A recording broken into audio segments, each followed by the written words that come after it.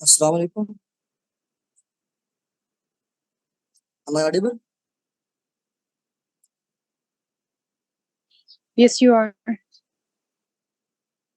अच्छा हम सर का वेट कर रहे हैं सर आ रहे हैं तब तक जो है हम स्टार्ट करते हैं बेसिक इंट्रो के साथ उसके बाद फिर है कि हम लोग जब तक सर आते हैं थोड़ा बहुत कोई एक्टिविटी कर देते हैं फन एक्टिविटी ताकि आप सब जो है एक्टिव रहें और इतनी देर में है सर और बाकी मेंबर्स भी ज्वाइन करते हैं तो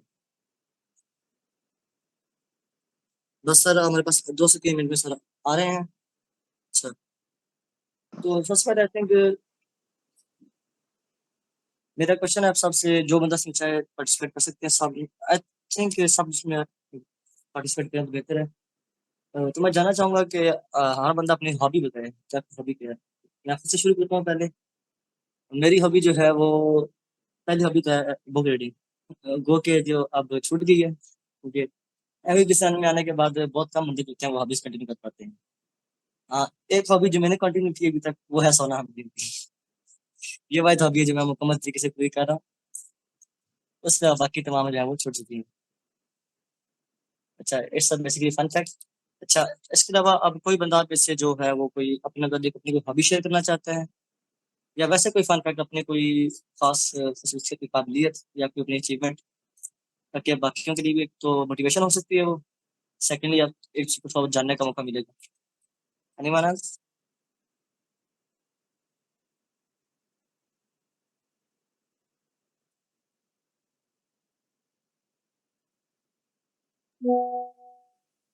All right, I'll go next. So, my hobby is doing arts and playing table tennis in my free time, which is the most of the time I do that. So, I would nominate someone else.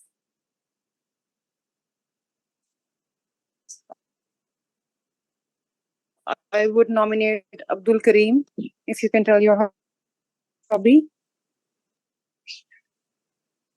Okay, so hello, assalamu alaikum everyone. This is Abdul Kareem Shahbaz. I'm the National Vice President for Finances.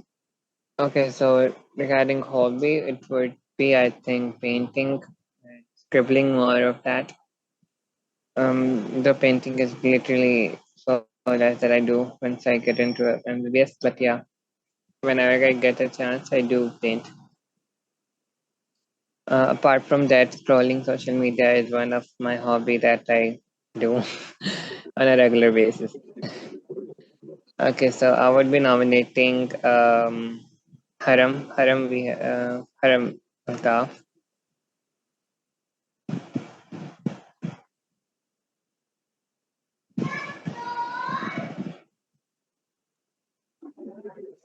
Kareem, can you please repeat what I have to mention?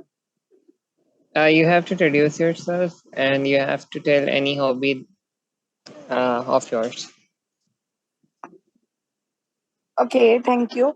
I'm Haramaldaf, President MSF Pakistan, and my hobby is painting. Next, I want to mention Amina Fatma.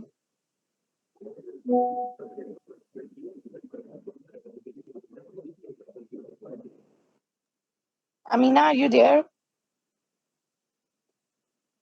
Okay, so next person is Aisha Anwar.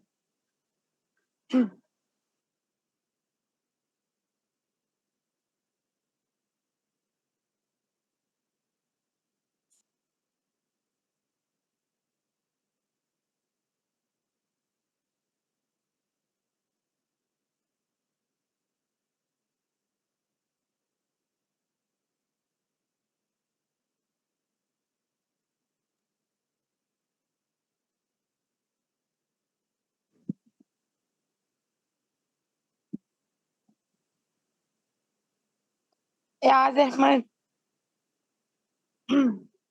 प्रयास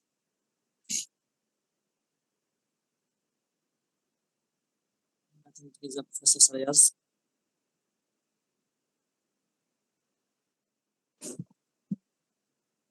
Ali Gondad.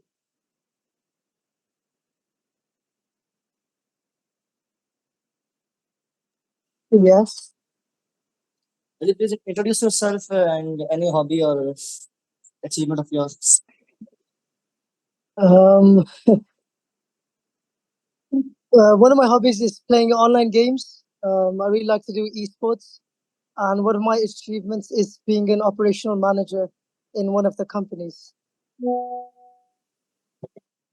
Okay, that's good. That's fine. That's great. But next, you want to mention anyone else? No, it's fine if you do so, no problem. Guys, this is open-ended. Anyone can volunteer. खुल के बता दो. You can either use the chat box as well.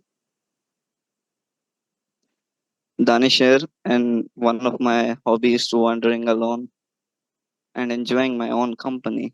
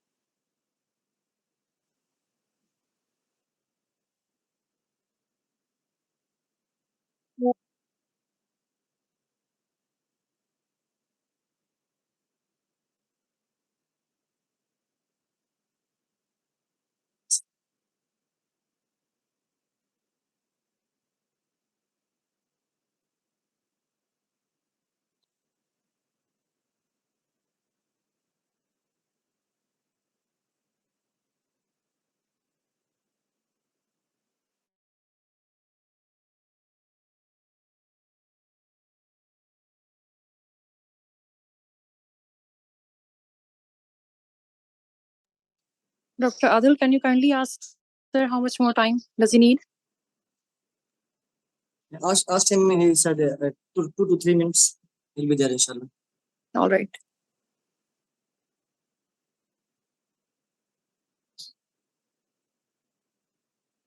And secondly, I want to say that अगर किसी बंदे ने कोई ऐसा काम किया है रिसर्च में या someone is doing a research project or did it, he or she may share his or her experience with us. This will guide us, help us to make a group research. That's our aim of the activity, to make research groups. It will guide us and help us in making such groups. Anyone else who did a research or is doing?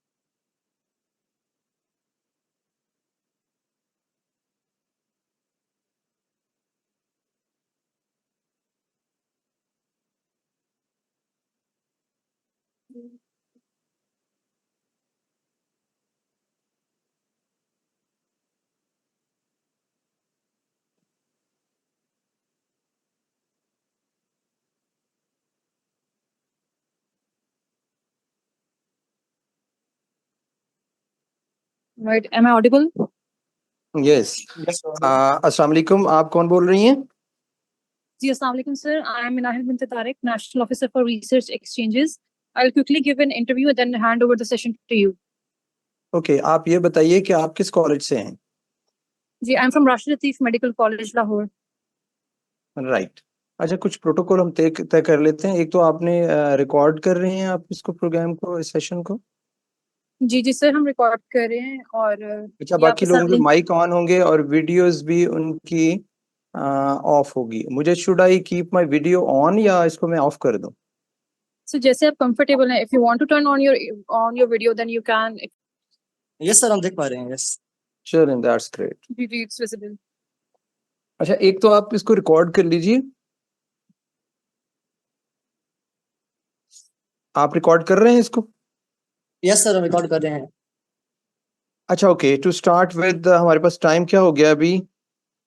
Sir 5:19। अच्छा, साथ साथ मैं लोगों को admit करूंगा, ऐसा ही है? Yes sir, लेकिन सर अगर आपके लिए कंफर्टेबल है तो आप मुझे होस्ट बना दें, मैं ऐड करती जाऊंगी। You can still share the screen. नहीं, होस्ट दो नहीं हो सकते, होस्ट दो भी तो हो सकते हैं ना। आप host unpaid version actually, so unfortunately एक ही होस्ट होगा। चले मैं ऐड करता जाऊंगा, कोई मसला नहीं। चलो ठीक, थैंक यू। अच्छा, बिस्मिल्लाहिर्रहमानिर्रहीम। टू स्टार्ट विद, पहले तो ये है कि ये जो सेशन है ये अपने मुकम्मल होने के बावजूद इसमें कुछ ना कुछ डेफिशिएंसीज रह जाएंगी, और आप लोग क्योंकि रिसर्च से आप इतनी दिल लगी से और इतनी एफर्ट से आप रिसर्च के ऊपर काम करना चाह रहे हैं, तो ये मेरे लिए खुशी की बात है। इसलिए मैंने अपना यहाँ पे ईमेल एड्रेस और अपना व्हाट्सएप नंबर भी लिख दिया है। अगर आपको किसी किस्म की ऑन गोइंग कोई हेल्प की ज़रूरत है तो वो मैं ज़रूर करूँगा। दूसरी बात है कि ये सेशन पहला सेशन है, अगर आप वाकई इंटरेस्टेड हैं इसमें तो हमें और सेशंस करने पड़ेंगे। साइनॉप्सिस क्या है, प्रपोजल क्या है, और प्रोजेक्ट क्या होते हैं, फंडिंग प्रपोजल क्या होती है, ये देखें बहुत सारी बातें हैं जिनके ऊपर आज हम साइनॉप्सिस पे बात करेंगे। प्रपोजल और साइनॉप्सिस का थोड़ा सा फ़र्क मैं आपको बताऊंगा, और हम इस पे ही बात करेंगे तो हमारे पास टाइम इस पे भी काफ़ी लग जाएगा, आपके सामने है सब कुछ। तो मैं ये चाहूँगा कि अगर आप if you want to continue with this I mean journey of research, you should remain in touch with me, और आप मुझे कहेंगे तो मैं एक ख़ास वक्त तक आपके साथ बगैर किसी अपने बेनिफिट के आपके लिए काम करता रहूँगा। लेकिन इसके लिए आपका भी कमिटेड होना ज़रूरी है। दूसरा मैं जो है, और मैं ये चाहूँगा कि ये जारी रखें क्योंकि ये मैं डेफिशिएंट काम नहीं करता। अगर एक मैंने आज शुरू किया टॉपिक और मुझे लगे कि मेरे जो स्टूडेंट्स हैं या जो लोग मुझसे बेनिफिट लेना चाहते हैं वो ले नहीं रहे या फिर वो आधे में कहीं छोड़ गए हैं, तो मुझे फिर उस पे अफसोस होता है। तो आई होप कि आप इसको कंटिन्यू करेंगे। दूसरी ये बात है, और मेरी तरफ से वेलकमिंग है, मैं ये कह रहा हूँ कि मैं मौजूद हूँ, मैं आपको दे सकता हूँ टाइम।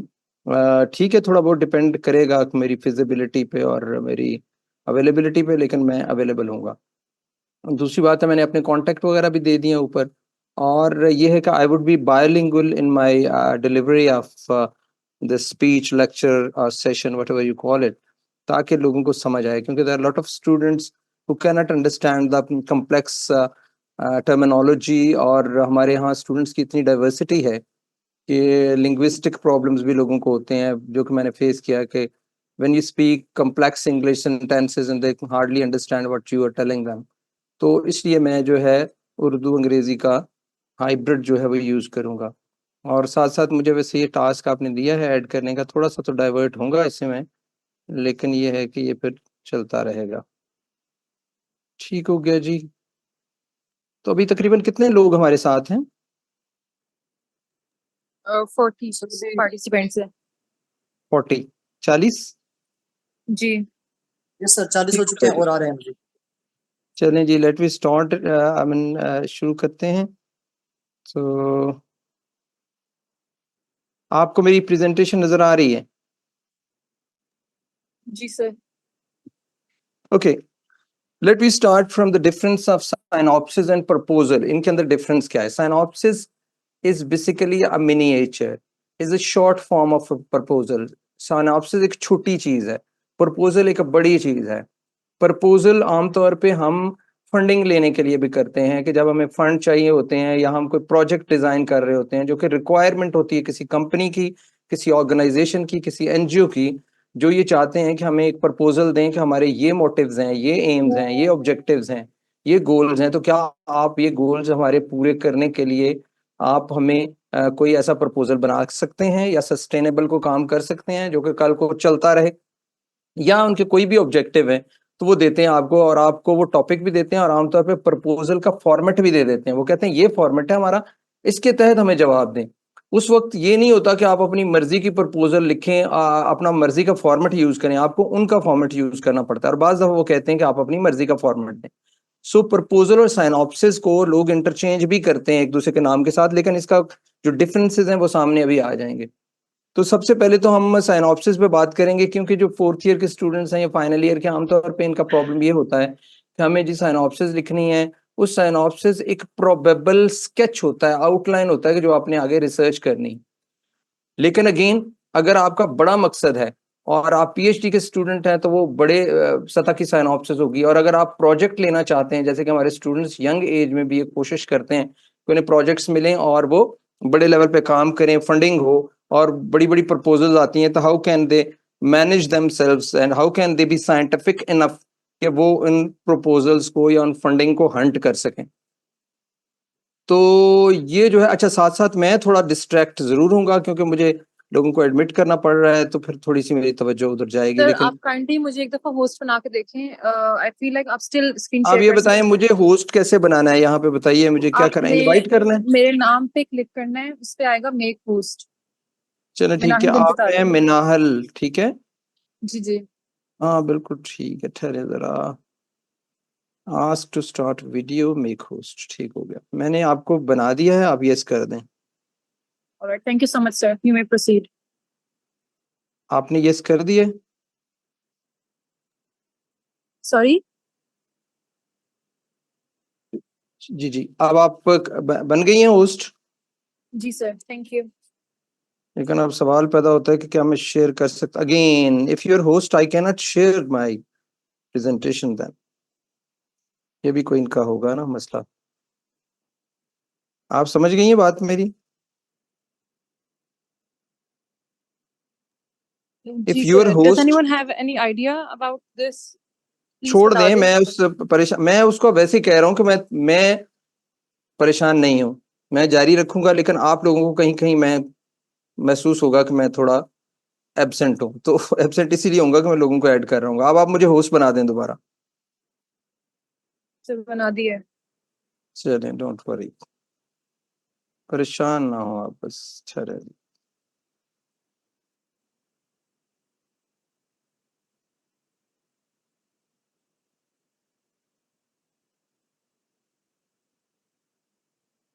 लोगों को चाहिए था कि टाइम पे वो आते, ये लोग बहुत, हमारे स्टूडेंट्स का यही तो आदत है कि अगर आप, मैं तो पहले मैं लेट हूँ, तो ये अभी भी लेट हैं। 43 पार्टिसिपेंट्स हैं लेकिन अभी तक आ रहे हैं।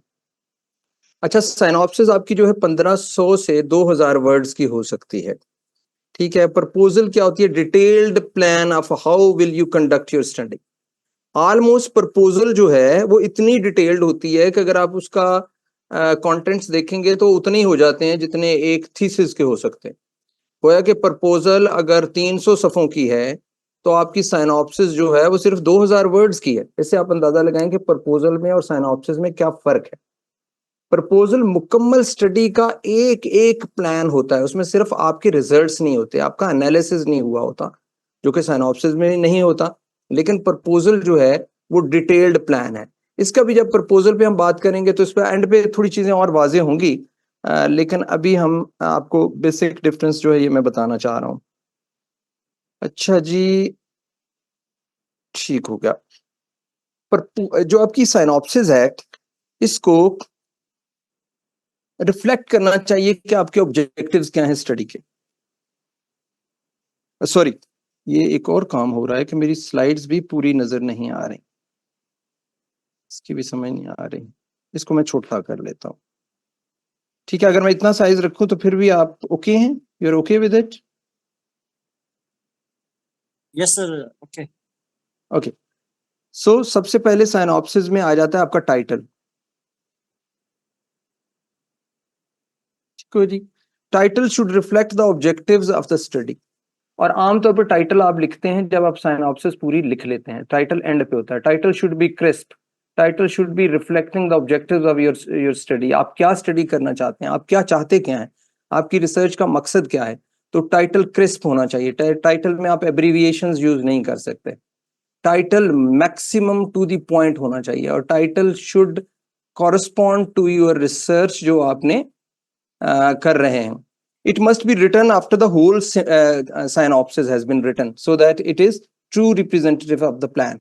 होता यह है कि ये जो टाइटल होता है साइनॉप्सिस का, ये हमेशा, अब ये भी आपको बताना है कि साइनॉप्सिस और आर्टिकल में क्या फर्क है। साइनॉप्सिस तो शुरू होती है, आर्टिकल आप उसमें से निकालते हैं। अभी वी आर वैसे आप साइनॉप्सिस पे रहिएगा। जब आपने आर्टिकल राइटिंग की बात करनी है कि पब्लिश कैसे होता है आर्टिकल, वो और प्रपोजल और थीसिस ये टोटली सब अलग हैं, इनके अंदर मुमासलत जरूर है, देयर सो मेनी कॉमनैलिटीज इन सारी चीजों के अंदर, लेकिन अभी हम साइनॉप्सिस को डील कर रहे हैं और साइनॉप्सिस पे बात कर रहे हैं, इसलिए आपने इसको ये सोचना है कि we are talking specifically about synopsis. तो साइनॉप्सिस जो है वो उसका जो टाइटल है वो एक टोटल रिप्रेजेंटेटिव होना चाहिए जो आपने काम किया, यानी कि काम कुछ और हो रहा है और आपके जो ऑब्जेक्टिव्स हैं और टाइटल आपने और लिख दिया। मसलन अगर आप लिख रहे हैं प्रेवलेंस ऑफ डिप्रेशन या प्रिडिक्टर्स ऑफ डिप्रेशन, तो आपने डिप्रेशन के बारे में बात कर रहे हैं, तो प्रिडिक्टर्स ऑफ डिप्रेशन और प्रेवलेंस ऑफ डिप्रेशन की बात कर रहे हैं, तो वो आपके सब्जेक्ट में, आपकी रिसर्च में होना चाहिए। और प्रिडिक्टर्स के लिए आपने कौन से वेरिएबल्स यूज किए हैं? जैसे कि डिप्रेशन है तो उसके लिए वेरिएबल्स क्या हो सकते हैं?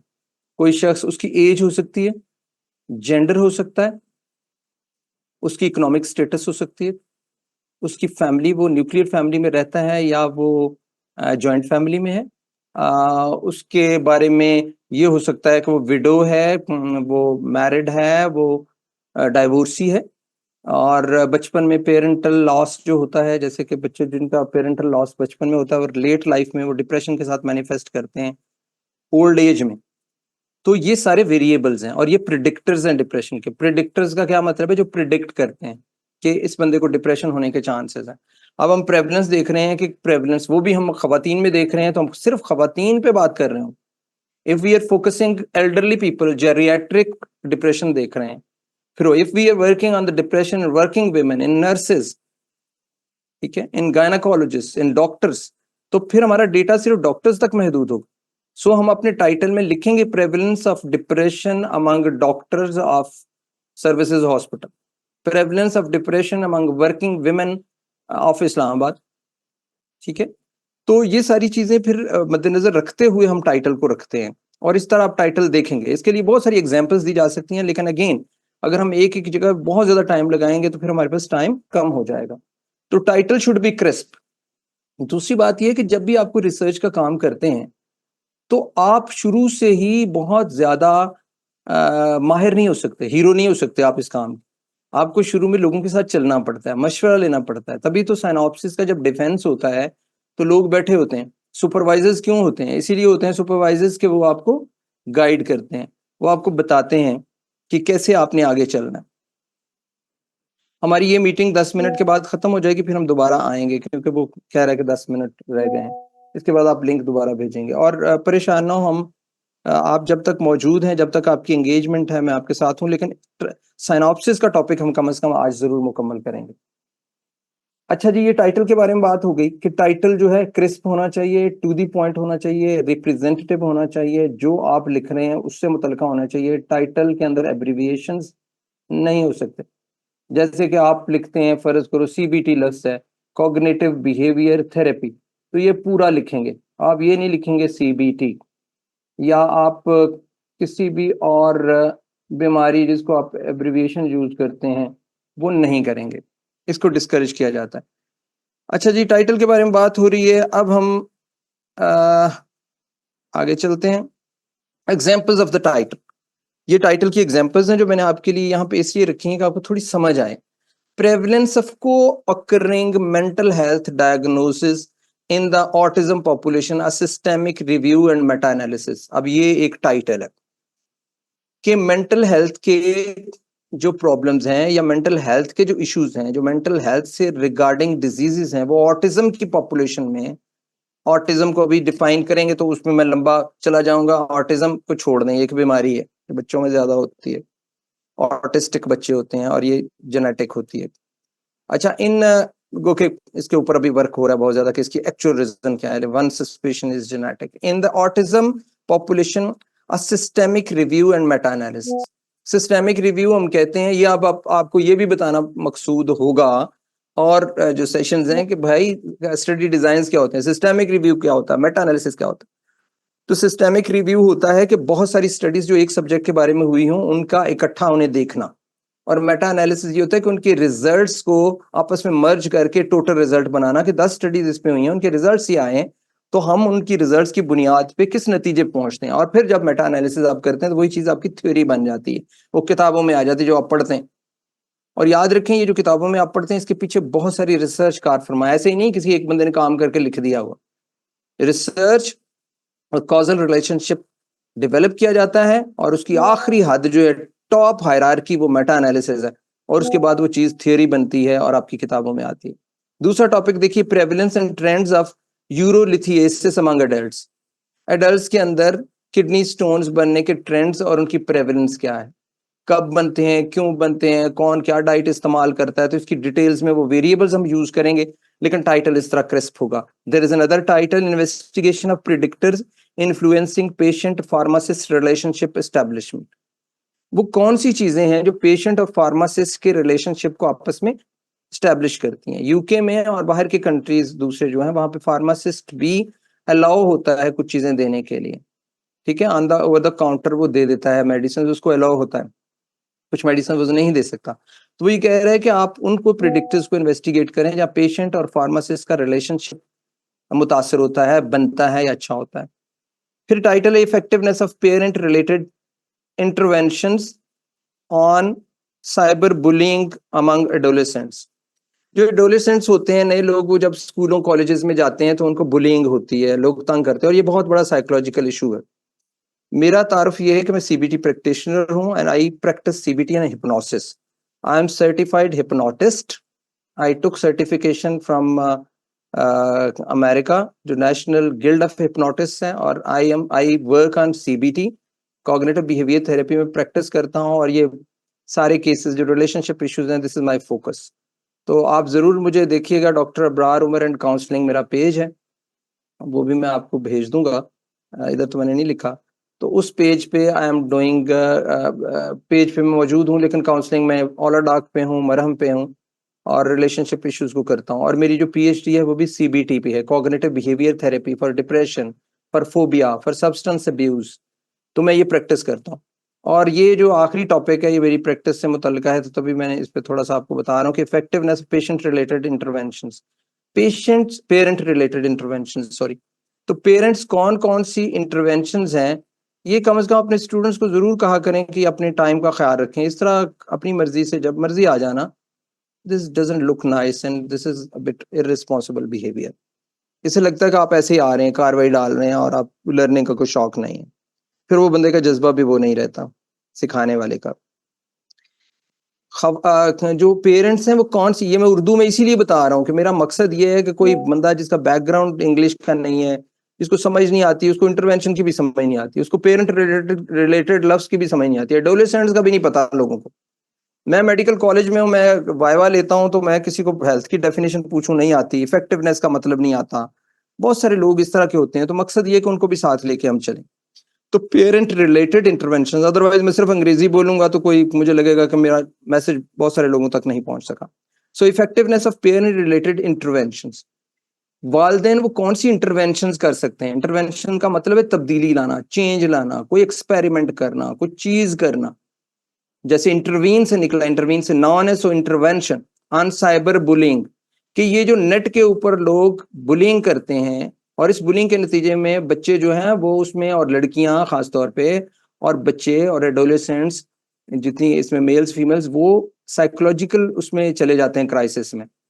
तो उसको वो ये कह रहे हैं कि कैसे हमने इफेक्टिवनेस क्या हो सकती है कि हम पेरेंट्स लेवल पे कुछ इंटरवेंशन लाएं। मसलन पेरेंट्स अपने बच्चों को के साथ फ्रेंडली रिलेशनशिप करें। सो अगेन ये स्टडी है, उसकी डिटेल में हम नहीं जा रहे, I am just telling you कि टाइटल्स कैसे हैं। किसी चीज में डिटेल में जाएंगे तो लॉट ऑफ टाइम, 3 घंटे 4 घंटे भी कहीं नहीं गए हुए। सो मैं आपको ये कहूंगा कि आज साइनॉप्सिस के बाद इसको जारी रखें सिलसिले को, और आपको कोई कहीं पे भी मसला आ रहा है, परेशानी आ रही है, तो आप मुझे शेयर करें। मैं वैसे भी काउंसलर हूँ, तो मेडिकल कॉलेज में जो रिसर्च है इस हवाले से, तो चलो अभी आप रिसर्च के हवाले से मेरे साथ हैं, तो we are not talking about CBT for depression and phobia and all this, वो अलग टॉपिक है। लेकिन हम इस वक्त आपको मैं ये बता रहा हूँ कि I am all available for you to guide you, क्योंकि रिसर्च पे काम नहीं हो रहा। अगर पाकिस्तान में मेरी वजह से कोई लोग मजीद आगे बढ़ना चाहते हैं तो it would be a great deal. A title page of synopsis should include the title of the research project. Title page कैसे होना चाहिए, मैं पेज आपको एंड पे दिखाऊंगा भी। देखें जो पेज होता है ना आपका, जिसके ऊपर आपने टाइटल लिखा है, फर्ज करो prevalence of depression among doctors of services hospital, मैंने कुछ टाइटल है, और तो आपने टाइटल पे पेज लिखा है रिसर्च प्रोजेक्ट के नीचे आपका नाम होगा, स्टूडेंट का नाम होगा, उसकी क्वालिफिकेशन होगी, सुपरवाइजर का नाम होगा, और जिस जगह पे आप ये काम कर रहे हैं और उस डेट को जिसको आपने सबमिशन करवानी है, सारा कुछ आपके टाइटल पेज पे होगा। और हर इंस्टीट्यूशन अपना एक फॉर्मेट बनाता है, हर मेडिकल कॉलेज, जैसे हमारे मेडिकल कॉलेज में हमारा फॉर्मेट है, जहाँ पहले था मैं वहाँ पे इस्लामाबाद मेडिकल कॉलेज में हमारा फॉर्मेट था, उसके ऊपर एक मोनोग्राम होगा, एक साइड पे टाइटल पेज पे आपने टाइटल लिख दिया पेज के ऊपर, और इसके बाद आपने नीचे जो है अपना नाम लिखा और फिर सुपरवाइजर का नाम और फिर आपने लिखा कि कहाँ पे आप ये काम करते हुए कर रहे हैं, किस कॉलेज में हैं, और फिर आपने मंथ और ईयर ऑफ सबमिशन करके तो आपने कहा ये मैंने सबमिशन किया। इसके बाद साइनॉप्सिस की, इसके बाद आपका एक लिस्ट ऑफ कंटेंट्स होती है, इसमें एक्नॉलेजमेंट भी होती है। अगर आप एक्नॉलेज करते हो कि मैं फलां के नाम ये करता हूँ, फलां की मेहनत से ये काम हुआ, मेरे सुपरवाइजर ने बड़ी मेरी मदद की, और इसके बाद आप लिस्ट ऑफ कंटेंट्स लिखते हैं। कंटेंट्स में फिर आप लिखते हैं टाइटल पेज और टाइटल और इंट्रोडक्शन, लिटरेचर रिव्यू, ये सब कुछ आप साथ साथ लिखते हैं। उसके ऊपर अभी मैं बात नहीं कर रहा कि वो कंटेंट, वो भी हिस्सा है साइनॉप्सिस का। ठीक हो गया जी। ये टाइटल पेज है आपका, टाइटल पेज की बात हो गई, इस पे ऊपर होता है, वैसे तो क्वेश्चन आंसर भी होने चाहिए, लेकिन एंड पे अगर आप करना चाहेंगे तो कर लेंगे। लेकिन मसला ये है कि अभी हम अगर ये करेंगे तो फिर टाइम ही टाइम लगेगा। डिपेंड करता है कि आप, आज हम साइनॉप्सिस को हम फिर भी कर सकते हैं, साइनॉप्सिस पे क्वेश्चन आंसर सेशन का अलग सेशन कर सकते हैं if you are willing. Introduction, सबसे पहले आपका इंट्रोडक्शन आएगा कि इंट्रोडक्शन आपके टॉपिक का, जो आपने टॉपिक चुना है।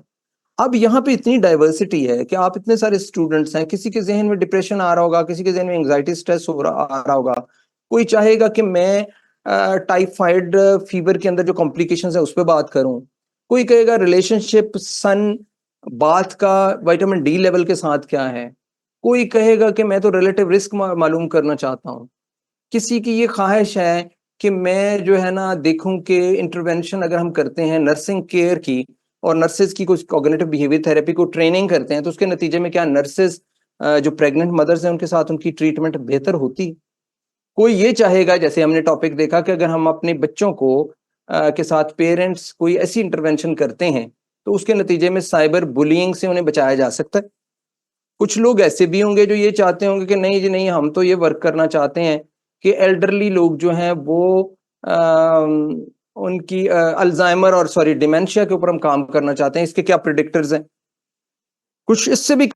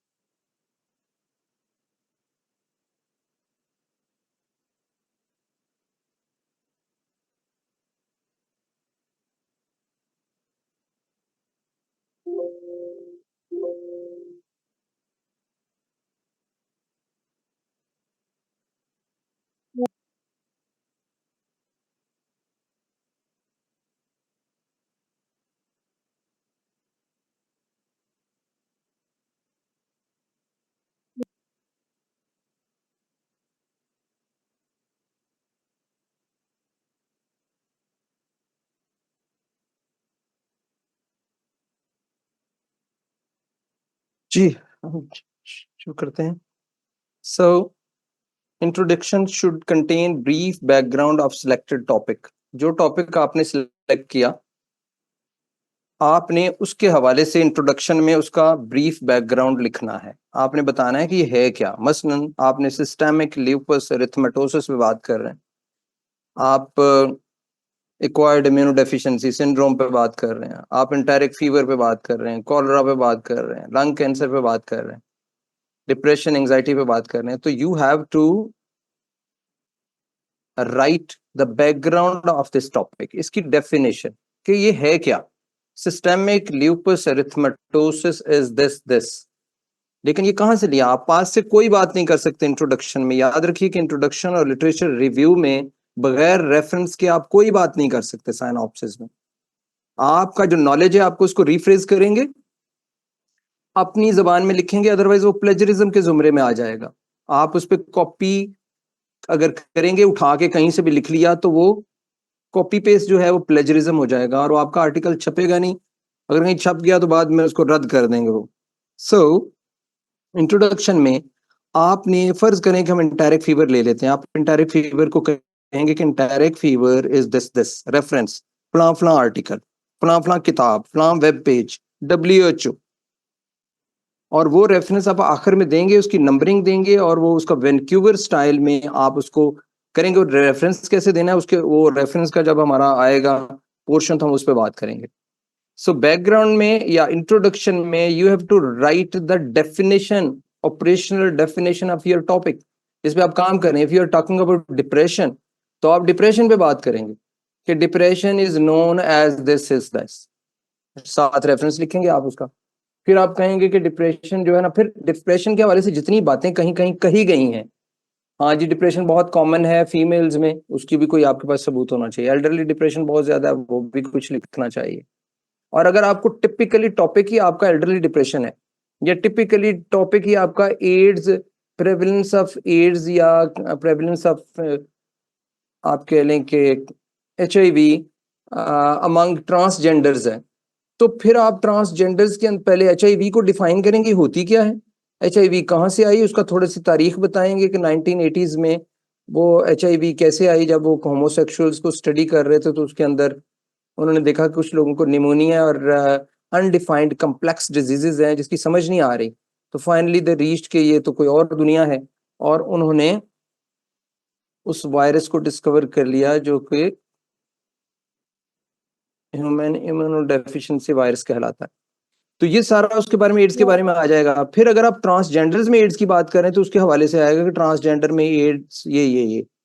अच्छा, ये कहने के बाद फिर आपने उसके अंदर साबित करना है कि ये बहुत इंपॉर्टेंट है ये स्टडी जो हम कर रहे हैं, और फिर ये भी साबित करना है कि उससे पहले उसके ऊपर कोई इतना ज्यादा काम नहीं हुआ, या हुआ भी है तो आप पाकिस्तानी पर्सपेक्टिव में देख रहे हैं। और आखिर में आपने इंट्रोडक्शन के अंदर ही अपनी स्टडी का, लेकिन ये सारा आपकी साइनॉप्सिस विद इन 2000 वर्ड्स में हो रही है।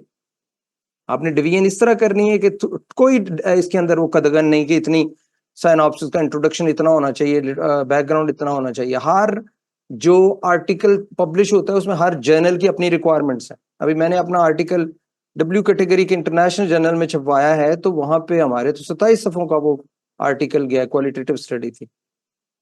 वो हर जर्नल की अपनी मर्जी होती है। अभी साइनॉप्सिस की बात हो रही है, we are again pertinent and specific about synopsis, और वो भी हम बात कर रहे हैं मेडिकल कॉलेज में जो साइनॉप्सिस लिखी जाती है और जो साइनॉप्सिस CPSP लिखवाता है पाकिस्तान में।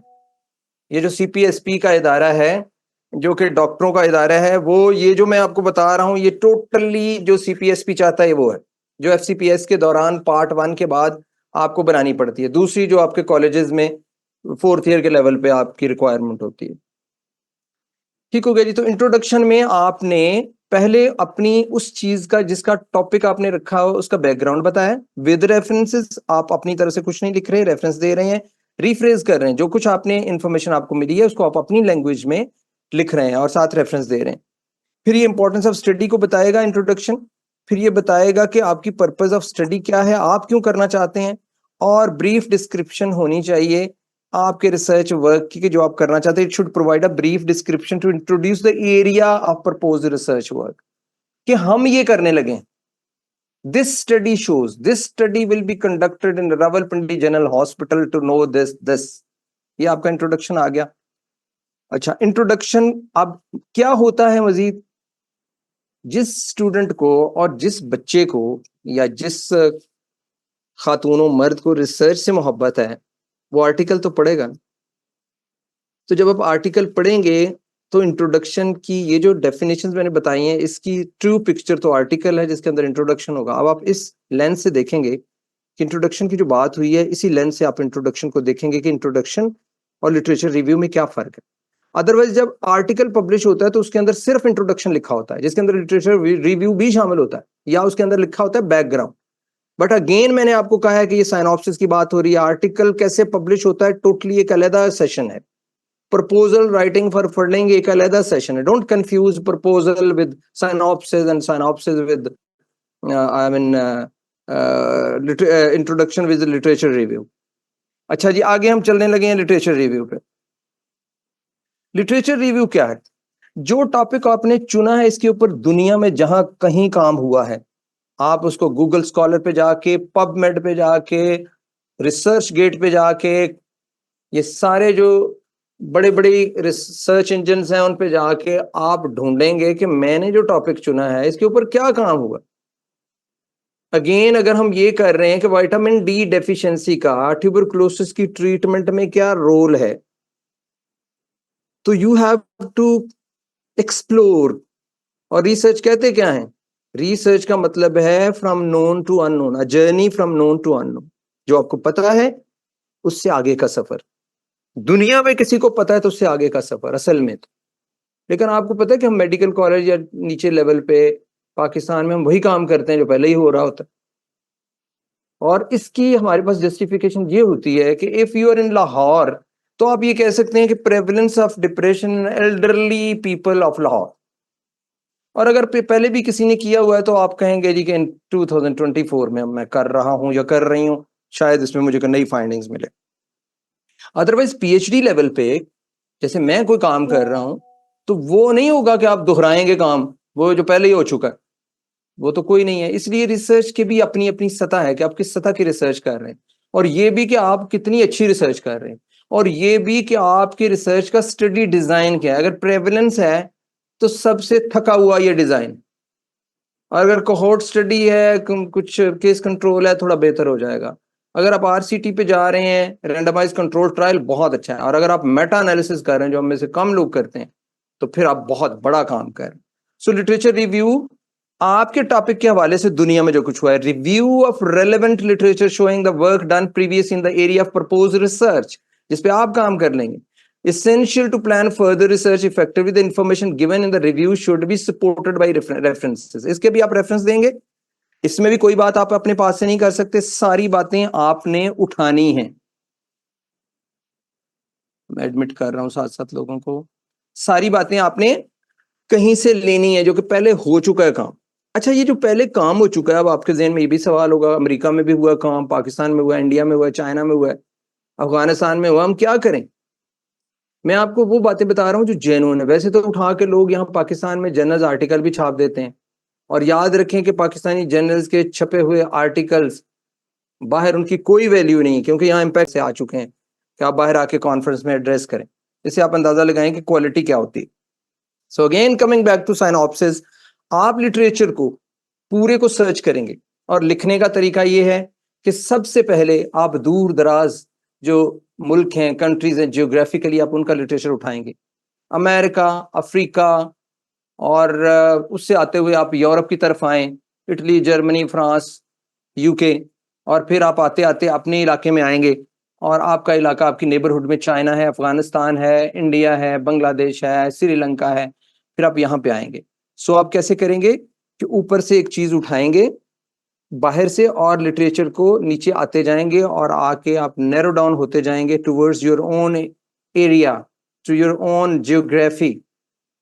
सो आपने फर्ज करो कि एड्स के बारे में, एड्स ट्रांसजेंडर पे आप देख रहे हैं कि उनके मसाइल हैं, एड्स के जो HIV इन्फेक्टेड ट्रांसजेंडर्स हैं उनके मसाइल पे आप बात कर रहे हैं, तो आप अमेरिका के ट्रांसजेंडर्स की बात करेंगे, फिर आते आते आप नीचे आते आते यूके में आ गए हैं, आई मीन यूरोपियन कंट्रीज पे आ गए हैं, और फिर आपने इंडिया में देखा है, फिर आप पाकिस्तान के बारे में कहेंगे कि पाकिस्तान में ये है, और फिर ये साबित करेंगे कि हमने अब ये स्टडी करनी है, वो उसकी कोई जस्टिफिकेशन क्या है, हम क्यों करने लगे ये स्टडी। ये आपका लिटरेचर रिव्यू है, और इस सारे के रेफरेंसेस होंगे। अगेन आप ये 2000 वर्ड्स में कर रहे होंगे, आप साइनॉप्सिस लिख रहे हैं, आप कोई तीर अभी नहीं मार रहे, आपकी साइनॉप्सिस एक सिंपली स्केलेटन है, आपका एक आउटलाइन है किसी बड़े काम का जो आप करना चाहते हैं। वो बड़ा काम अभी नहीं हुआ, साइनॉप्सिस लिखना बड़ा काम नहीं है, लेकिन साइनॉप्सिस लिखनी ही नहीं आएगी तो बड़ा काम कैसे होगा। सो इसमें आपने रेफरेंसेस देने, रेफरेंस कैसे देने उस पर भी हम बात करेंगे। रेफरेंसेस देने के दो तरीके हैं, एक बड़े जो दो तरीके हैं, एक वैंकूवर स्टाइल और दूसरा है अमेरिकन साइकोलॉजिकल काउंसिल का स्टाइल। आमतौर पे साइकोलॉजिकल काउंसिल जो है उसको ये जो सोशल साइंसेस के लोग हैं, एंथ्रोपोलॉजी के, सोशियोलॉजी के और साइकोलॉजी के, ये वो वाला स्टाइल अपनाते हैं, हम डॉक्टर्स ये करते हैं। लेकिन दुनिया में इंटरडिसिप्लिनरी अप्रोच है, ये हम हैं, डॉक्टर है जी, साइकोलॉजिस्ट है, एंथ्रोपोलॉजिस्ट है, वहाँ ऐसा नहीं है। पब्लिक हेल्थ है तो वहाँ एनवायरमेंटलिस्ट भी आता है, वहाँ पे सब आते हैं, तो वहाँ पे एक टीम जो है ना वर्क है, ठीक है जी। तो ये टीम वर्क जो है वो चल रहा होता है, और वहां पे ये नहीं है, इंटरडिसिप्लिनरी एक्शन होता है। सो जो हमारे डॉक्टर्स PhD करते हैं, आगे जाते हैं, या PhD फिजियोलॉजी में कर रहे हैं, या आप क्लिनिकल साइंसेज में कोई बड़ी कर रहे हैं, तो फिर ये स्टडीज के अंदर कुछ जर्नल्स की रिक्वायरमेंट है कि आप हमें अमेरिकन साइकोलॉजिकल काउंसिल के स्टाइल में रेफरेंसेस दें, और कुछ जर्नल्स की रिक्वायरमेंट है कि आप हमें वैंकूवर में दें। आप अपनी मर्जी नहीं कर सकते जब जर्नल की बारी आती है, लेकिन हमारे यहाँ synopsis writing at CPSP level and medical college 3rd professional 4th professional level पे वैंकूवर स्टाइल होता है, जिसके ऊपर अभी हम बात करेंगे। इंट्रोडक्शन के ऊपर हमारी बात हो गई, लिटरेचर रिव्यू पे भी हमने बात कर ली। अब आगे बात के ऑब्जेक्टिव्स क्या होते हैं। लिटरेचर रिव्यू को ये ज़हन में रखें कि आपने पबमेड पे गए, आप गूगल स्कॉलर पे गए, और आपने जाके वहां पे अपने मुतल्लिका जो चीजें वो लिखी, और लिखने के बाद आपने उन्हें ढूंढा। याद रखें जब आप चीजों को ढूंढते हैं, उसको ढूंढने का तरीका भी मैं आपको बता देता हूँ, क्योंकि हम इस वक्त सिर्फ साइनॉप्सिस राइटिंग पे बात कर रहे हैं, लेकिन चीजें ढूंढनी कैसे हैं। फर्ज करो आप कहते हैं ट्रांसजेंडर्स में आप डिप्रेशन देख रहे हैं, जैसे हमने पहले एग्जांपल दी, तो आप लिखेंगे depression and transgenders and USA, या लिखेंगे depression plus transgenders plus USA। ये तरीका है किसी भी चीज को सर्च करने का, और प्लस का या लिखते हैं या एंड लिखते हैं। कभी आप देखेंगे भी तो जो आपका कंप्यूटर वो आपको बताता है करिए। और आप गूगल स्कॉलर पे जाएं, आप को अगर आप पबमेड पे हैं, वहाँ फ्री आर्टिकल्स भी हैं, कुछ पेड हैं, कुछ जगहों पे वो आपसे पैसे मांगेंगे कि अगर आपने आर्टिकल पढ़ना है, कुछ पे सिर्फ एब्स्ट्रैक्ट दिए हुए हैं। अच्छा, इसी के साथ में एक चीज जो एब्स्ट्रैक्ट आज जिसका जिक्र करना भूल गया, साइनॉप्सिस राइटिंग में एब्स्ट्रैक्ट नहीं होता। एब्स्ट्रैक्ट जब एंड पे लिखा जाता है, जब आपने कोई रिसर्च कर ली है। सो CPSP रिक्वायर नहीं करता कि एब्स्ट्रैक्ट लिखें। कुछ कॉलेजेस में कहते हैं जी एब्स्ट्रैक्ट लिखें। एब्स्ट्रैक्ट जो होता है, जब आपने स्टडी कर ली है तो फिर आप लिखते हैं। और कुछ लोग कहते हैं जी पहले लिखें, रिजल्ट्स ना लिखें अंदर, लेकिन ये है कि फिर भी इंट्रोडक्शन और ऑब्जेक्टिव्स लिख के तो रिजल्ट्स वाला खाना जो कहें कि अभी हम करेंगे, we will do this, abstract लिख दें। ये रिक्वायरमेंट है कुछ जगहों की, जहां है वहां एब्स्ट्रैक्ट आप लिख लें, जहां नहीं है तो एब्स्ट्रैक्ट कुछ नहीं। एब्स्ट्रैक्ट आपके साइनॉप्सिस का एक खुलासा और समरी होती है, लेकिन CPSP ये नहीं मांगता, और मैं भी इसके हक में नहीं हूं कि साइनॉप्सिस में एब्स्ट्रैक्ट लिखा जाए। अच्छा जी, अब आगे बात ऑब्जेक्टिव्स। अब आपके ऑब्जेक्टिव क्या है स्टडी के। याद रखिए कि ऑब्जेक्टिव जो है उनकी जो स्टेटमेंट है वो ऐसे होनी चाहिए। अगली स्लाइड पे हम चलते हैं। To determine to evaluate, to know, to calculate, to measure, to compare, to understand. फर्ज करें मैं कहता हूं to determine the frequency of depression among transgenders, to determine the effectiveness of vitamin D on treatment of tuberculosis, to evaluate the effect of sun bath on vitamin D level, to know the relationship between salt intake and blood pressure, to calculate the, अब आप यहाँ पे calculate आ गया तो आप कोई calculation, to calculate the vitamin D level among people working in coal mines, to compare, मवाजना करना, to compare the IQ level of medical students of Shalimar Medical College and Services Medical College of Lahore, to understand the difference between this and that. इस तरह आप अपने objectives लिखते हैं और ये इसी से शुरू होते हैं, टू से। अच्छा, ये ऑब्जेक्टिव्स आप लिखेंगे लिटरेचर रिव्यू के बाद, और an objective is an intent of what the researcher wants to do, stated in clear measurable terms.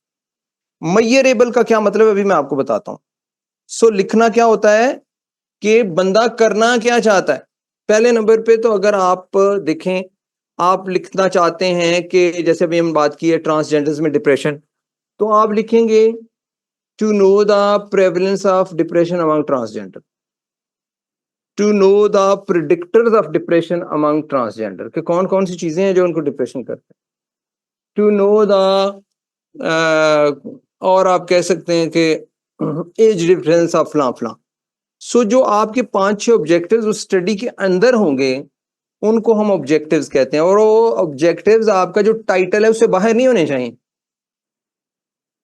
फर्ज करो आप कहते हैं लाइफ स्टाइल ऑफ ट्रांसजेंडर्स, अभी ट्रांसजेंडर्स को मैंने पकड़ा हुआ है इसलिए मेरे ज़हन में वो आ रहे हैं बार बार, लाइफ स्टाइल ऑफ ट्रांसजेंडर्स, या लाइफ स्टाइल ऑफ, हम कह लेते हैं कुछ और ले लेते हैं, lifestyle of coal mine workers.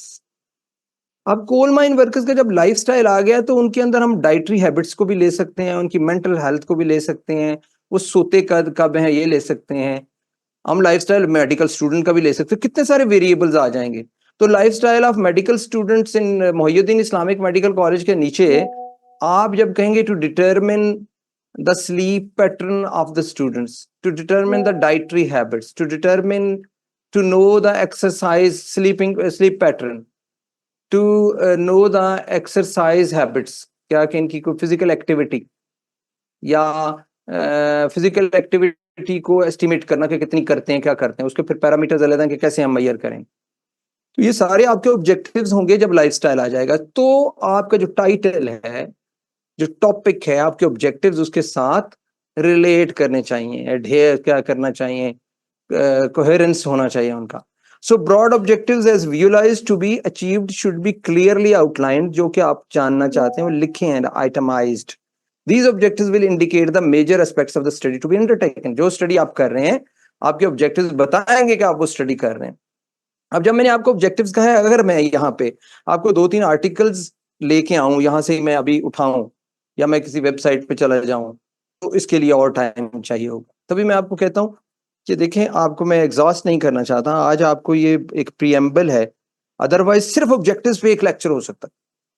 Objectives क्या होते हैं, लिटरेचर रिव्यू पे हम घंटा बोल सकते हैं, और इसके लिए मैं आपको ये मशवरा दूंगा कि स्टडी करें, पढ़ें आर्टिकल्स। जो बंदा ज्यादा से ज्यादा पढ़ेगा ना, उसको वैसे इतना पता चल जाएगा कि वो कहेगा कि भाई मैं तो सीख रहा हूं, और इतना मैं आपको बता रहा हूं कि इससे आपके अंदर एक जज्बा पैदा जरूर हो जाएगा आगे जाने का। ऑब्जेक्टिव्स आर स्मार्ट, स्मार्ट होने चाहिए। अब स्मार्ट का मतलब क्या है?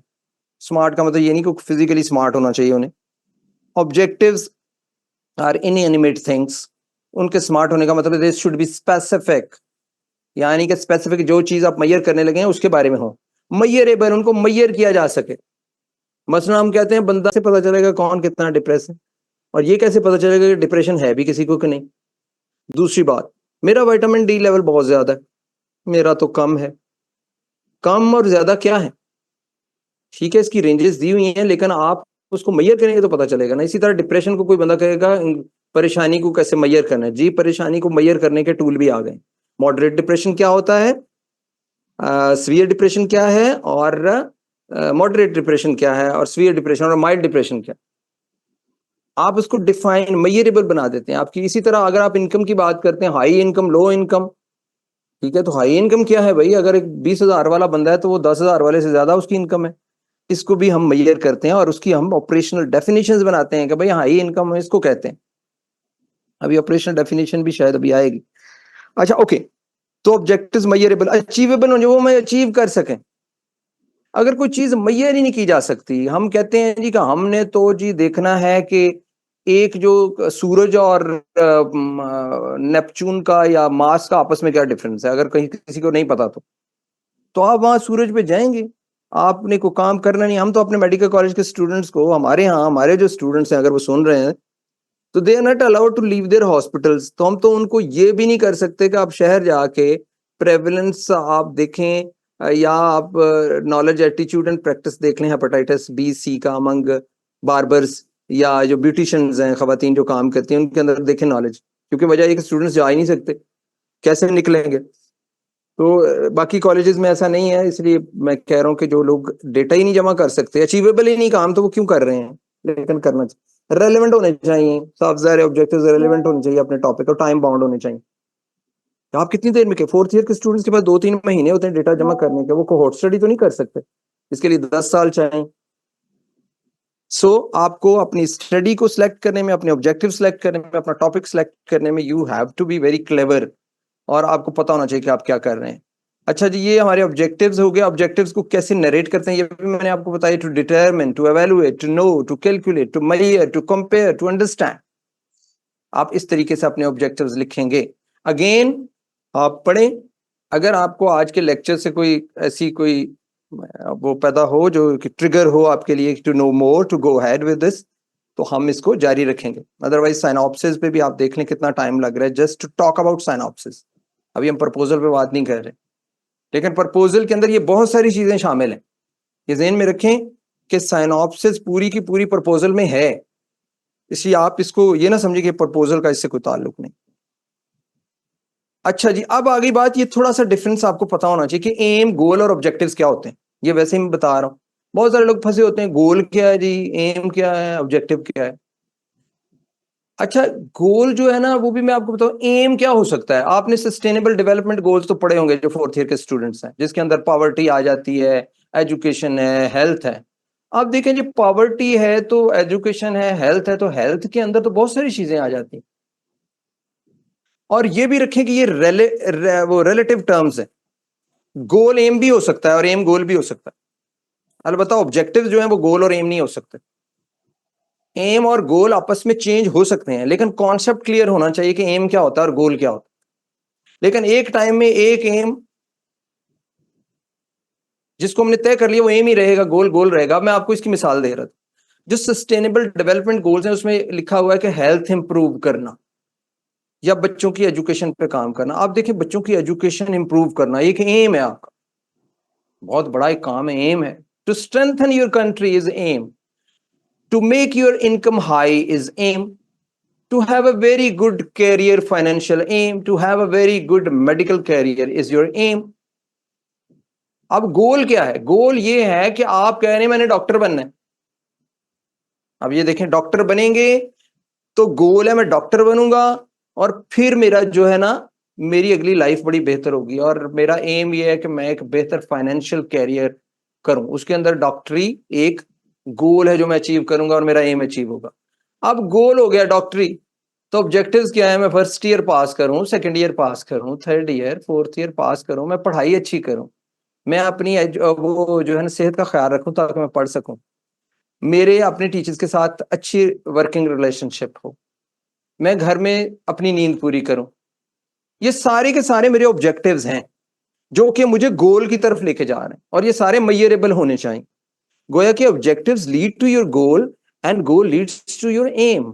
एम से आप एम्बिशियस निकाल लें, आप समझें कि एम जो है ना उससे लफ्ज़ से एम्बिशियस, हालांकि वो तो और चीज है। लेकिन एम क्या है? Again to make your country stronger, to make the health of the people better one in Pakistan. And for that आप क्या कर रहे हैं, आप उसके लिए कर रहे हैं, हमारे पास फिर 10 मिनट्स रह गए हैं सिर्फ, आप उसके लिए कर रहे हैं कि आप सस्टेनेबल डेवलपमेंट गोल्स में देखिए जाके कि आप अपनी पॉवर्टी को करना चाहते हैं, तो वो आपका गोल है, और उस पॉवर्टी को कम करेंगे तो आपका मुल्क फ्लरिश करेगा। तो वो गोल अचीव करने के लिए पॉवर्टी, आप लोगों का बिजनेस बेहतर करना चाहते हैं, लोगों को ट्रेन करना चाहते हैं, और उसके नीचे फिर आपके ऑब्जेक्टिव्स आ जाते हैं। गोया के ऑब्जेक्टिव्स आपको किसी गोल तक लेके जाते हैं, और गोल आपको किसी बड़े एम की तरफ लेके जाता है जो ब्रॉडर टर्म है। अच्छा, ये मैंने आपको बताया just to understand. Operational definition क्या होती है? ऑपरेशनल डेफिनेशन ये है कि मैं कहता हूं मुझे टाइफाइड है, एक और बंदा कहता है मुझे भी टाइफाइड।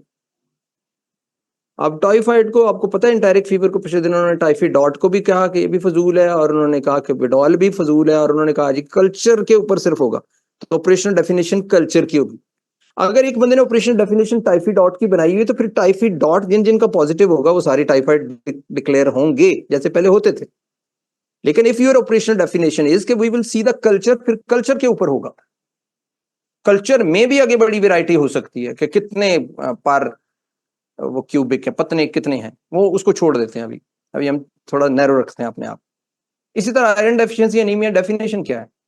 वूंड नहीं, लेकिन किसको कहते हैं? ठीक है, पोस्टमार्टम हेमरेज जो है वो उसको कैसे डिफाइन करें? ये सारी ऑपरेशन। डिप्रेशन क्या है? डिप्रेशन को हम कहेंगे जिसका स्कोर बेक स्केल पे 23 से ज्यादा है वो हाई है, जिसका 10 से दरमियान है वो मॉडरेट है, जिसका ये है ये। इसका मतलब है कि हमें ऑपरेशनल डेफिनेशन बनानी पड़ेगी। अगर हम कहते हैं, कोई भी चीज कहते हैं कि ट्रीटमेंट, इफेक्टिवनेस, एफिकेसी, तो हम किसी भी चीज की एफिकेसी को डिफाइन करने के लिए हम उसका एक ऑपरेशनल डेफिनेशन बनाएंगे। कि मलेरिया किस तरह मिले, हाइपरटेंशन क्या? एक बंदा एक दफा ब्लड प्रेशर नोट करता है और उसका ब्लड प्रेशर वैसे किसी एक्सरसाइज की वजह से, दौड़ने की वजह से, वक्ती टेंशन की वजह से हाई है, आप उसे हाइपरटेंशन डिक्लेयर कर देते हैं। दूसरा क्राइटेरिया ये है कि नहीं जी 10 दिन उसका बीपी देखा जाए। तीसरा कहता है नहीं एक टाइम पे 3 दफा देखा जाए। तो ये ऑपरेशनल डेफिनेशन 3 हो गई। तो you have to make a well set definition for your research. ठीक है, तो मेजरमेंट और डिटर्मिनेशन। फिर इंस्ट्रूमेंट्स में फर्क होता है। एक बंदे ने जो बीपी ऑपरेटर्स यूज कर रहा है, दूसरे का सही नहीं, कैलिब्रेशन नहीं हुई। एक लेबोरेटरी ठीक नहीं, दूसरी लेबोरेटरी ठीक है। आप टेस्ट इधर से करवा रहे हैं, रिजल्ट और आ रहा है, उधर से और आ रहा है, कुछ के आपने कहीं कहीं करवा रही है। So this is operational definition. कि आपने बहुत ख्याल रखना है कि आप अपनी रिसर्च में जिस चीज के ऊपर आप रिसर्च कर रहे हैं उसकी ऑपरेशनल डेफिनेशन आपने रखी हो। खा वो एंटारिक फीवर है, खा वो डिप्रेशन है, खा वो इलाज है, खा वो विटामिन डी लेवल है, खा वो लेबोरेटरी है, मतलब वट एवर इट इज, जो आपका वेरिएबल है। याद रखें, आप वेरिएबल पे स्टडी कर रहे होते हैं।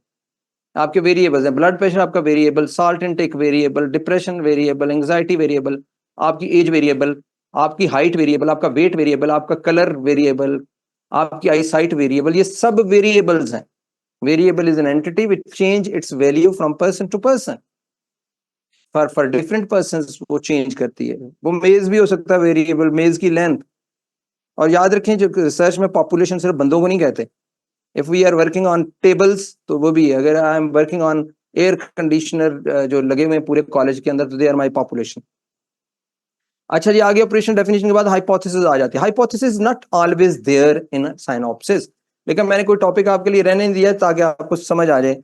हाइपोथेसिस जो है is needed in the following study. ये जो स्टडी डिजाइन है ना, ये जो है इंटरवेंशनल स्टडीज, कोहोर्ट स्टडी और केस कंट्रोल स्टडी, इनके अंदर। अच्छा ये बताइए कि अभी हमें 6:21 हो गए हैं, अभी हमें हमारी 5 मिनट रह गए। हमें एक दफा दोबारा आना होगा इसको मुकम्मल करने के लिए। आप रेडी हैं? यस सर, रेडी है। Yes, sir. हाँ, एक जी, दफा और sir. आना होगा, उसमें हम इसे मुकम्मल कर देंगे इंशाल्लाह। कोहोर्ट स्टडीज में जाते हैं, इंटरवेंशन स्टडीज में जाते हैं। अच्छा, ये जो स्टडी डिजाइन है, याद रखें ये बहुत बड़ा एक इशू है कि स्टडी डिजाइन कौन सा। आप तो साइनॉप्सिस की बात कर रहे हैं, तो आगे आपने रिसर्च करनी है, तो स्टडी डिजाइन कौन सा? Randomise control trial study design आपका होगा, केस कंट्रोल होगा, prevalence studies, cross sectional study होगी, कोहोर्ट होगी। ये सारी बातें भी तय करनी पड़ती हैं। तभी मैं आपको कह रहा हूँ कि आपने जो स्टडी करनी, याद रखें साइनॉप्सिस से आप कोई स्टडी नहीं करने बैठ जाएंगे। You need a statistician, to need a person to guide you. You need a person जो कि आपको बताए, जो लोग रिसर्च में, एक आपको सुपरवाइजर, एक बंदा कुछ सीनियर चाहिए, लेकिन ये सारी चीजें कम से कम आपको सेटिस्फाई कर देंगे कि ये चीजों की आपकी नो हाउ है, एक आउटलाइन आपको मिल गया। Otherwise you need somebody. तो बहरहाल मैंने आपके लेवल पे ये जरूर कह दिया कि if somebody is interested to do something good, something impressive, तो आई कैन हेल्प। उसके लिए मैं टेकिंग इनटू कंसिडरेशन कि मेरे पास टाइम कितना है, मैं कर सकता हूँ। ये मैं अपनी सर्विसेज आपको इसलिए दे रहा हूँ कि ये जो लोगों ने, if you are interested in research, अगर आपने वैसे ही टाइम जाया करना है तो डोंट डू इट। अक्सर लोग आते हैं जी करनी है, रिसर्च करते नहीं है और फिर वो कहीं और गायब हो जाते हैं। आमतौर पर फोर्थ ईयर के स्टूडेंट्स को बाद में वो किसी और चक्रों में OIT में चले जाते हैं, हमने वो करना है, प्लैब करना है, रिसर्च, फिर उन्हें जरूरतन कोई एक, कुछ लोगों को 1-2 आर्टिकल चाहिए होता है अपनी वो CV को इनहांस करने के लिए, तो वो तो पैसे देके भी छपवा लेते हैं। बाहर ये जो है केस कंट्रोल और कोहोर्ट स्टडी और इंटरवेंशन स्टडीज, इसके अंदर हाइपोथेसिस होती है। हाइपोथेसिस क्या होती है? हाइपोथेसिस बिलीफ होता है रिसर्चर का। मतलब मैं ये कहता हूं कि ये जो ट्यूब लाइट मैंने सामने ऑन की हुई है, या जो मेरी स्क्रीन है, ये मेरी जो है ब्रेन को मुतासिर कर रही है। Their effectiveness of LED screen use on mental health. Hypothesis मैं बनाता हूं कि LED screen damages your mental health, तो ये मेरी एक हाइपोथेसिस है। और इसकी नल हाइपोथेसिस होगी कि use of LED screen is not damaging for my mental health. और तीसरी 2 अल्टरनेटिव हाइपोथेसिस इसकी हो सकती हैं, the use of LED screen improves the mental health of the person. और जो नेगेटिव होती है, the use of LED screen damages. तो ये 2 अल्टरनेट हाइपोथेसिस भी हो सकती हैं। मसला हम कहते हैं, हम हाइपोथेसिस बनाते हैं ये भी कि नमक का, साल्ट इनटेक का ब्लड प्रेशर पे कोई असर है, कोई असर। इसके बाद एक हाइपोथेसिस नल बनती है, साल्ट इनटेक का ब्लड प्रेशर के साथ कोई ताल्लुक नहीं। फिर अल्टरनेटिव हाइपोथेसिस 2 होती हैं, टू टेल्ड हाइपोथेसिस, जिन्हें कहते हैं कि साल्ट इनटेक से ब्लड प्रेशर बेहतर कम करती है, साल्ट इनटेक ब्लड प्रेशर ज्यादा करती है। तो ये भी आप कह सकते हैं। ठीक है, हम 2 मिनट हमारे रह गए। अभी तो हाइपोथेसिस जरूरत पड़ती है कहीं पे इन स्टडीज में, अदरवाइज हाइपोथेसिस नहीं लिखी जाती। CPSP वाले इन स्टडीज में आपसे हाइपोथेसिस मांगते हैं। अच्छा जी, हाइपोथेसिस के बाद हमने एक चीज शायद इसमें नहीं लिखी, रैशनल, कहीं आया या आगे है, देखते हैं। हाँ है, बिल्कुल है। अच्छा, अब आ गई बात, इससे भी पहले ये रैशनल को समझे कि मेथोडोलॉजी से पहले, ये वैसे यहाँ स्लाइड लग गई है। अगर मैं इसको इस तरह कर दूं कि रैशनल को मैं ऊपर ले जाऊं, बल्कि आप समझेंगे ऊपर ही है ये। हाँ जी, हम रैशनल को पहले पढ़ने लगे हैं। अच्छा, ऑपरेशनल डेफिनेशन के बाद, हाइपोथेसिस के बाद, सॉरी हाइपोथेसिस के बाद समझे कि रैशनल है। तो रैशनल जो है वो क्या होता है, अभी मैं वो स्लाइड ऑन नहीं कर रहा, समझे कि अभी हम रैशनल पढ़ रहे हैं। ये मैं लिख देता हूँ, अगर आप कहते हैं तो, RATIONALE। ठीक हो गया, हमारे पास टाइम 1 मिनट रह गया। रैशनल पे बात कर, रैशनल आप लिखते हैं कि आप ये स्टडी क्यों करना चाहते हैं भाई, क्या मसला है आपको, आप क्यों इस पे पैसे लगाना चाहते हैं, टाइम जाया करना चाहते हैं। फर्ज करें आप कहते हैं कि आप ट्रांसजेंडर्स के ऊपर स्टडी करना चाहते हैं कि वो एड्स की कितनी प्रेवलेंस है उनके अंदर। तो आप कहेंगे कि पाकिस्तान में ट्रांसजेंडर्स बहुत हैं, अनप्रोटेक्टेड जो है ना ये लोग हैं, और ये सेक्स बाय अपॉर्चुनिटी करते हैं, और ये लोगों की जो लाइफ है वो इस तरह की है, और ये एड्स में पाकिस्तान में स्प्रेड का बायस बन सकते हैं, और पाकिस्तानी जो कल्चर है उसके अंदर इनके लिए एक्सेप्टेंस भी नहीं है, और हम इनके ऊपर स्टडी करना चाहते हैं क्योंकि ये तो एक बहुत बड़ा पोटेंशियल बम है सोसाइटी के लिए, जहाँ पे एड्स फैला सकते हैं।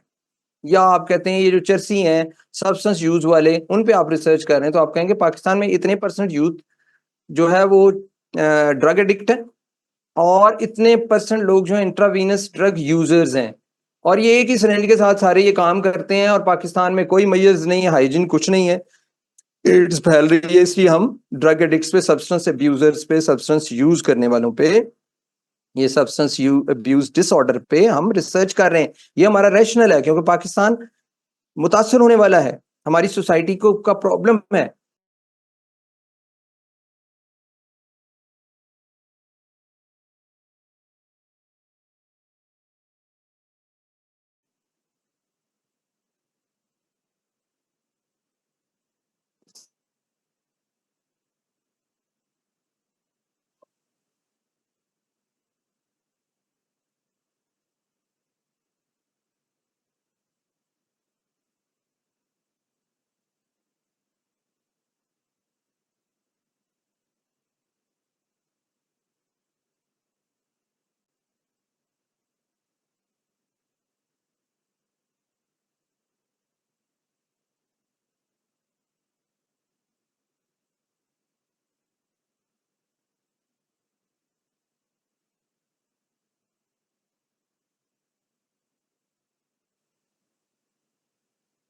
जी मैं स्टार्ट करूं जी?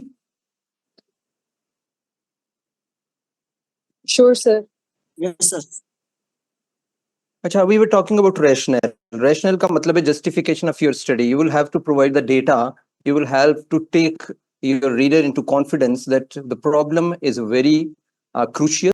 The problem is very, very damaging for your society, for your geography, for your vicinity where you are living in. And there is a strong need to have a research on this topic. And eventually we have decided to conduct this research, and this is the reference, and this is the statistical justification of this. We have this much number of transgenders. Transgenders do this. There's a very potential threat of spreading AIDS by transgenders. So we are working on this, and we have designed this study. So this is the rationale. And then we come to methodology and material and methods. Methodology or materials and methods. Methodology or material and methods, ये एक ही चीज है. So ये हो गया जी आपका. ठहरें जरा, कहाँ पहुंचे हम? यस. अब आगे जो टॉपिक्स हैं वो सारे मेथोडोलॉजी के नीचे हैं. मसलन मेथोडोलॉजी और मटेरियल्स एंड मेथड्स के अंदर very important, the study you have selected, the topic you have selected, the study design you have selected would define कि आपने statistical procedure क्या करना है, how would you go on with your study and conclude and have results, and कैसे जाएंगे आप आगे. और यही वजह है कि when you complete your synopsis, तो आप एंड पे अपने टॉपिक को you have all the rights to change your topic, to rephrase your topic. क्योंकि टॉपिक के ऊपर रिसर्च करते हुए आपको एंड पे समझ आती है कि हमने जो शुरू में सोचा था चीजें कुछ डिफरेंट है.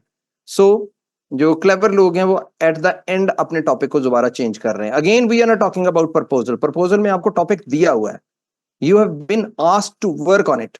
You have been given benefit कि आपको you would be funded for that, और आपको कहा गया कि आप हमें बना के दें proposal, and we would think उसमें कंपेटिटर्स भी आपके होते हैं कि हम आपको ये फंड करेंगे कि नहीं. हाउ कम कि you fit for this research.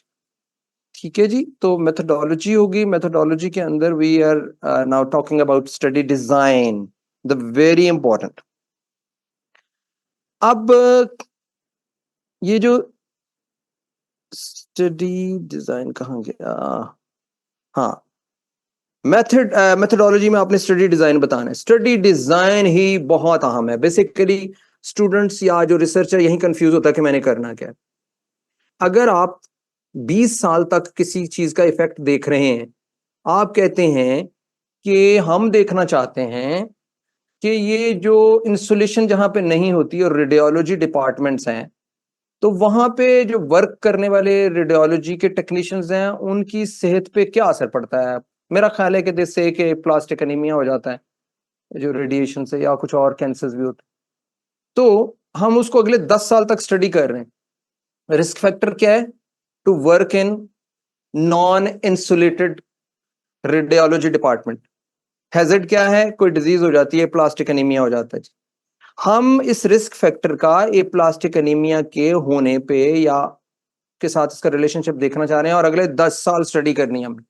This would be cohort study, जो कि मुश्किल है. 10 साल तक कौन करेगा? इसके अपने डिसएडवांटेजेस हैं, इसमें पैसे चाहिए, एथिकल कंसिडरेशन है कि आप उन लोगों को उन पर रिसर्च करनी शुरू कर दिए बजाय इसके कि आप इंसुलेशन करें. सो स्टडी डिजाइन बहुत इंपॉर्टेंट है. अगर आप प्रेवलेंस देखना चाहते हैं, मतलब आप सिर्फ देखना चाहते हैं कि हमारे कितने स्टूडेंट्स को पता है कि ओईटी एग्जाम बहुत जरूरी है प्लैब देने के लिए या आयरलैंड जाने के लिए. अगर आपको आवाज ना आए तो मुझे बताइएगा. थोड़ा इंटरनेट कनेक्शन वीक हो रहा है, लेकिन मेरा ख्याल है आपको आवाज जा रही है. ठीक है. सो हमारे कितने स्टूडेंट्स को पता है कि OET exam is essential for your आप प्रेवलेंस देख रहे हैं, ये क्रॉस सेक्शनल स्टडी. अगर आप देख रहे हैं कि कुछ हो गया है, डिजीज हुई हुई है लिशमेनियासिस, और कम से कम 30-40 लोग लिशमेनियासिस के मिले हैं, और आप जानना चाहते हैं कि ये कैसे हुई, किन हालात में हुई, कब हुई, तो आप पीछे जाके देखना चाहते हैं, तो ये रिट्रोस्पेक्टिव स्टडी है. तो ये आपकी केस कंट्रोल स्टडी है. मैं सिर्फ रिसर्च स्टडी डिजाइन पे 3-4 दिन की वर्कशॉप करता हूं. आप खुद सोचें, हम सिनॉप्सिस में तो सिर्फ टच कर सकते हैं ना. I talk about study design, तो फिर मुझे कोहोर्ट स्टडी पढ़ानी पड़ती है, केस कंट्रोल पढ़ानी पड़ती है, रेंडमाइज कंट्रोल ट्रायल पढ़ाना पड़ता है, प्रेवलेंस स्टडीज पढ़ानी पड़ती है, रिग्रेशन एनालिसिस पढ़ाना पड़ता है, कोरिलेशन पढ़ाना पड़ता है। जितना मुझे आता है, मुझे कोई दावा नहीं है कि मुझे बहुत आता है, लेकिन जो आता है तो हम फिर उस पर काम करते हैं। तो आप खुद सोचें कि स्टडी डिजाइन पे कितनी लंबी बात हो सकती है। आमतौर पे जो हमारे स्टूडेंट्स हैं, मैं लफ्ज़ वैसे पंजाबी का यूज कर लेता हूँ हम थके हुए जो रिसर्च करते हैं वो प्रेवलेंस स्टडी, ठीक है, prevalence of depression, prevalence of anxiety, prevalence of frequency of this, ये सारी स्टडीज जो है लोएस्ट कैटेगरी की स्टडीज हैं, हायर। तो हम स्टडी डिजाइन को पहले तो करेंगे और हम कहेंगे कि ये हमारा स्टडी डिजाइन है। अब हमें जल्दी भी करना है ताकि हमारे टाइम, अब इसी टाइम में हमने इसको खत्म करना है इंशाल्लाह। स्टडी डिजाइन आप बताएंगे, और ये सारा कुछ किसके नीचे आ रहा है? ये सब कुछ आ रहा है मेथडोलॉजी या मटेरियल और एंड मेथड्स के नीचे। स्टडी डिजाइन में आप मेंशन करेंगे, अगर आपने हमारे जहां से 40 मिनट शुरू हुए हैं, आपने मुझे टाइम बताते जाना जब मैं आपको पूछूं। स्टडी डिजाइन जो है ये हो गया। अब स्टडी डिजाइन के अंदर सेटिंग आ जाएगी। स्टडी डिजाइन के अंदर सेटिंग नहीं आएगी, मेथडोलॉजी के अंदर स्टडी डिजाइन है और मेथडोलॉजी के अंदर ही सेटिंग है। सेटिंग ये कहाँ कर रहे हैं आप भाई फेरू में कर रहे हैं, आप जो है लाहौर में कर रहे हैं, आप जनाब कसूर में कर रहे हैं, या आप लाहौर के किसी मोहल्ले का नाम ले लेता हूँ समनाबाद, ठीक है, वहां पे आप कर रहे हैं, तो आप कहेंगे हम ये रिसर्च समनाबाद में करने लगे हैं और ये वहां पे होगी, ये हमारी सेटिंग है। या मेडिकल कॉलेज के अंदर कर रहे हैं, स्टूडेंट्स में कर रहे हैं, या मेडिकल कॉलेज की ओपीडी जो हॉस्पिटल है आपका, टीचिंग हॉस्पिटल, उसकी ओपीडी में जो लोग आ रहे हैं उन पे आप कर रहे हैं, ठीक होगी बात। ये एग्जांपल्स हैं जो मैंने आपको दी। मतलब मैंने रिसर्च की थी पाकिस्तान, अपनी पीएचडी की इस्लामाबाद में जो सब्सटेंस अब्यूज करते थे, उसके अंदर भी मैंने कहा कि मैं इस्लामाबाद के फला एरियाज में कर रहा हूँ। मैंने एल्डरली लोगों पे डिप्रेशन पे काम किया Rawalpindi general hospital, Holi family hospital में, ठीक है। तो ये मेरी सेटिंग थी। सेटिंग का मतलब है जगह, कहाँ कर रहे हैं। आगे आगे ड्यूरेशन ऑफ स्टडी, ये भी मेथडोलॉजी के नीचे।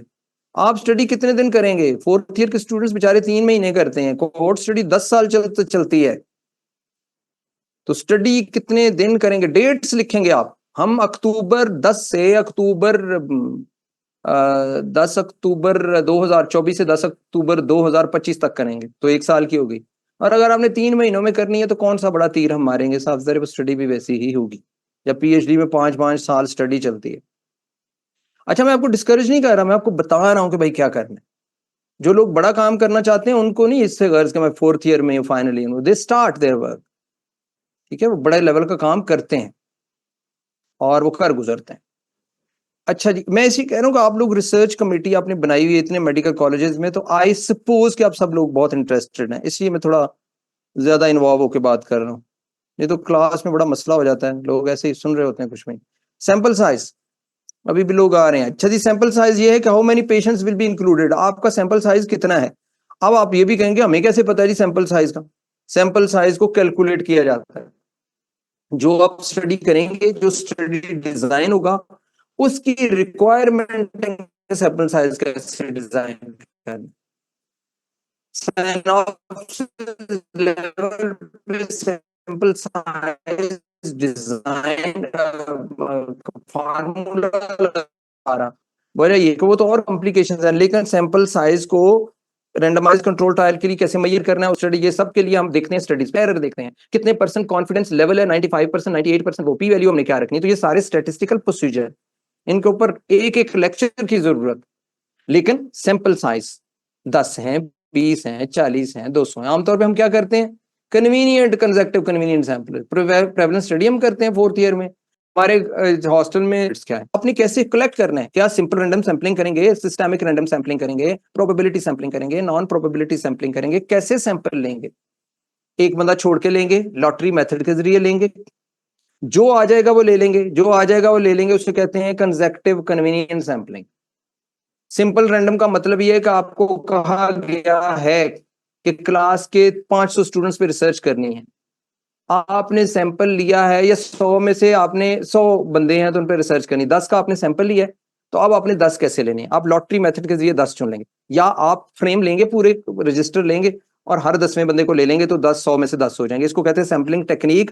और सैंपलिंग टेक्निक्स जो होती हैं वो क्या होती हैं, simple random, systemic random, stratified random sampling, purposive sampling, snowball sampling. Snowball sampling उनमें होती है जो ये लोग मार्जिनलाइज होते हैं, मसलन चर्स पीने वाले लोग, नशा करने वाले लोग। एक बंदा मिला, आपने उसे कहा दूसरे कहाँ कहाँ है, वो दूसरे भी मिलवा रहा है आपको, आखिर में आपके पास एक दूसरे की वाकफियत से 20-30 बंदे हो गए।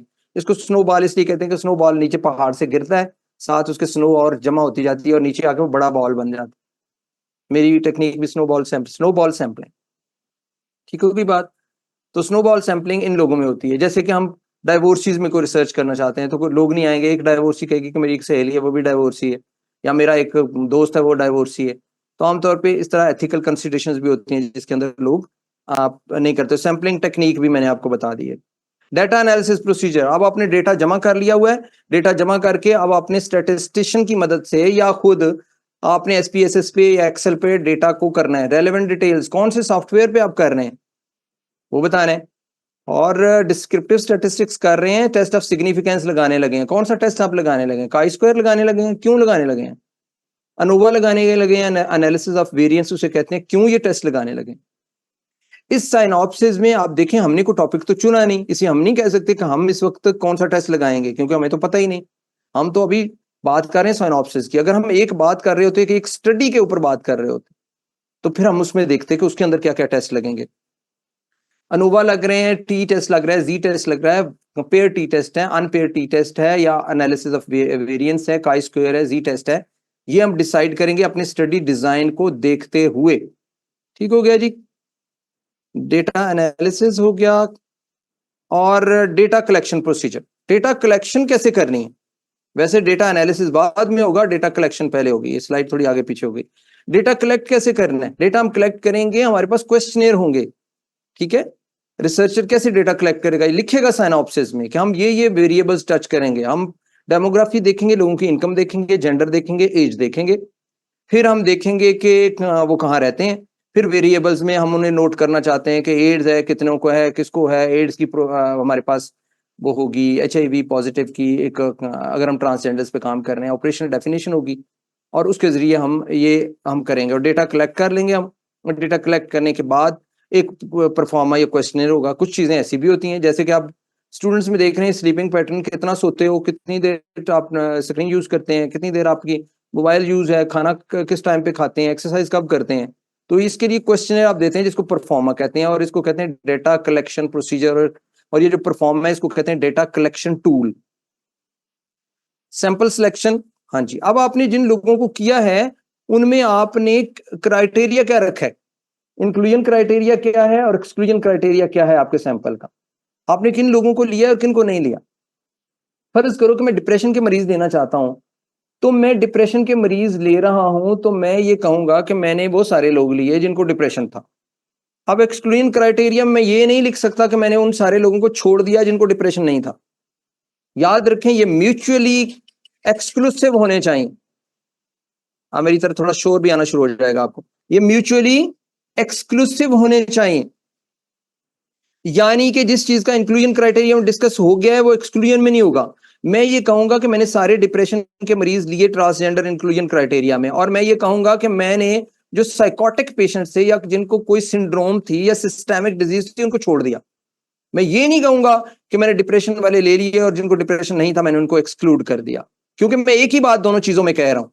जब मैंने इंक्लूजन क्राइटेरिया में कह रहा हूं कि मैंने डिप्रेशन वाले लिए, तो एक्सक्लूजन में ये कह के कि मैंने डिप्रेशन जिनको नहीं था नहीं लिए, मैं कोई बड़ी बात नहीं कर रहा। So exclusion criteria, inclusion criteria are mutually exclusive होते हैं, उनका एक दूसरे के अंदर शामिल नहीं होते।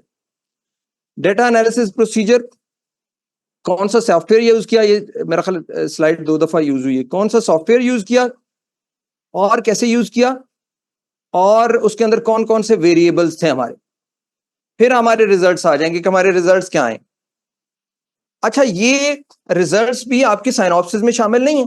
साइनॉप्सिस में रिजल्ट्स कहां से आएंगे, ये मैं अब आपको इजाफी चीजें बता रहा हूं कि अगर आप आर्टिकल लिखेंगे तो फिर आप उसमें रिजल्ट्स लिखेंगे, लेकिन साइनॉप्सिस में रिजल्ट्स नहीं है। ये स्लाइड इजाफी है क्योंकि आपके रिजल्ट्स अभी नहीं आए, आपने कोई एनालिसिस किया ही नहीं, अभी तो आप साइनॉप्सिस लिख रहे हैं, अभी तो आपने डेटा भी जमा नहीं किया। आप तो बता रहे हैं हमने डेटा ऐसे जमा करना है, तो रिजल्ट्स आप नहीं लिखेंगे, डिस्कशन भी नहीं लिखेंगे। डिस्कशन कब लिखी जाती है? जब आपके रिजल्ट्स आ जाते हैं। सो साइनॉप्सिस में डिस्कशन नहीं होगी। ये मैं सिर्फ आपको बता रहा हूं आपकी रहनुमाई के लिए कि ये चीजें मिसिंग होती हैं जो कि फिर आर्टिकल में आ जाती हैं। तो डिस्कशन हम करेंगे कि हमारे रिजल्ट्स ये आए, दुनिया में जहां स्टडी हुई उनके रिजल्ट्स ये आए, हमारे रिजल्ट्स और दुनिया के रिजल्ट्स का स्टडी में क्या डिफरेंस है, और इसके अंदर हम अपनी राय भी दे सकते हैं।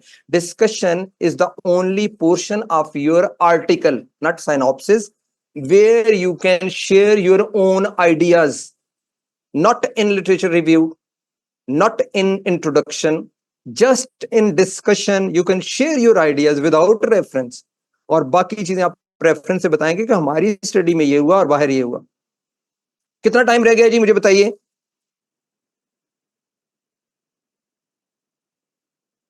चालीस मिनट में कितना टाइम रह गया?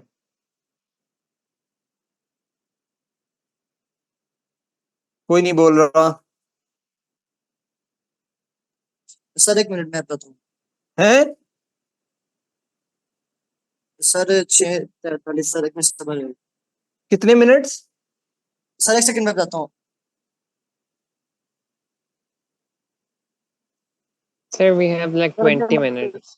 20 मिनट है जी। 20 Sir, we 20 have minute. like 20 20 minutes. minutes हैं अभी, 6:28 Okay को जी। ज्वाइन किया था। अच्छा, डिस्कशन के बारे में हमने बात कर ली। Discussion is not the part of synopsis but it is the part of article. Results is not a part of your synopsis, but once you are finished with your research and you have done your analysis, you are going to write your results. And once your results are there, you will talk about your results, and that is discussion. So in discussion, you're talking about your results in comparison with other studies which have been conducted throughout the world or in your own country. So this is discussion. Discussion हो गई। Ethical consideration, ये जो आप study कर रहे हैं इसकी कोई एथिकल कंसिडरेशन तो नहीं है। मसलन ट्रांसजेंडर्स कम्युनिटी पाकिस्तान के अंदर, या फीमेल सेक्स वर्कर्स पाकिस्तान के अंदर, या चर्च पीने वाले, सब्सटेंस अब्यूज वाले बंदे, ये सारे जो हैं इनको तो कोई भी पकड़ के मार सकता है। कुछ मजहबी लोग इनको मार सकते हैं, और आप इनके नाम अपनी रिसर्च में लिखते हैं और आप एथिकली उनकी किसी कैजुअलिटी का सबब बन जाते हैं या उनको कोई डैमेज हो जाता है, तो you have contributed to research or you have contributed to something else, खराबी हो गई। तो एथिकल कंसिडरेशन में आप ये ख्याल रखते हैं। दूसरी बात ये कि आप किसी को नुकसान पहुंचा रहे हैं।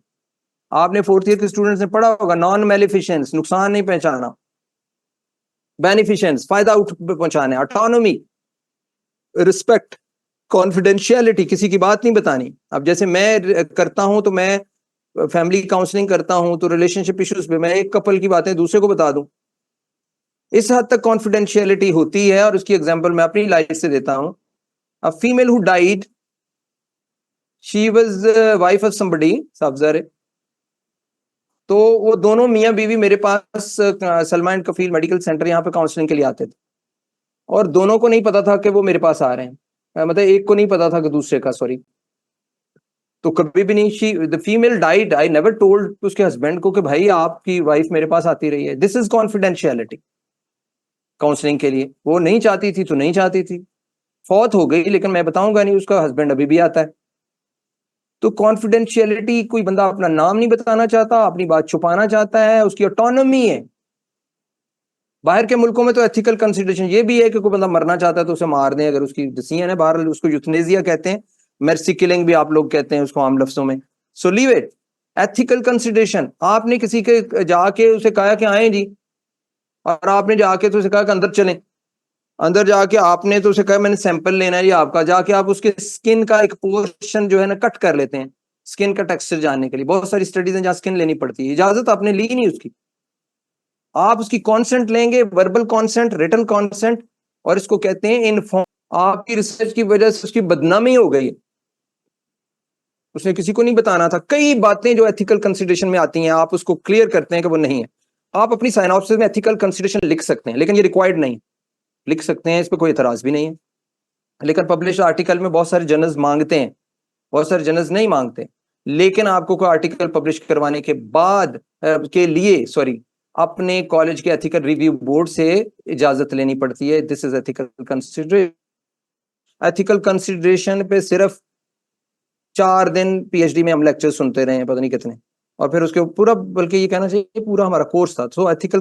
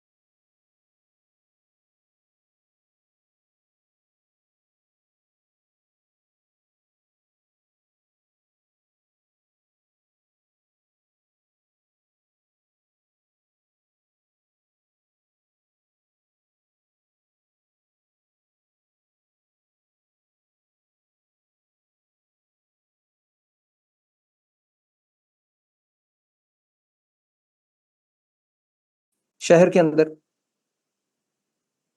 मेरी स्टडी किसी और की के नुकसान का बायस तो नहीं बन रही किसी भी वजह से, किसी के पैसे जाया होने जरूरी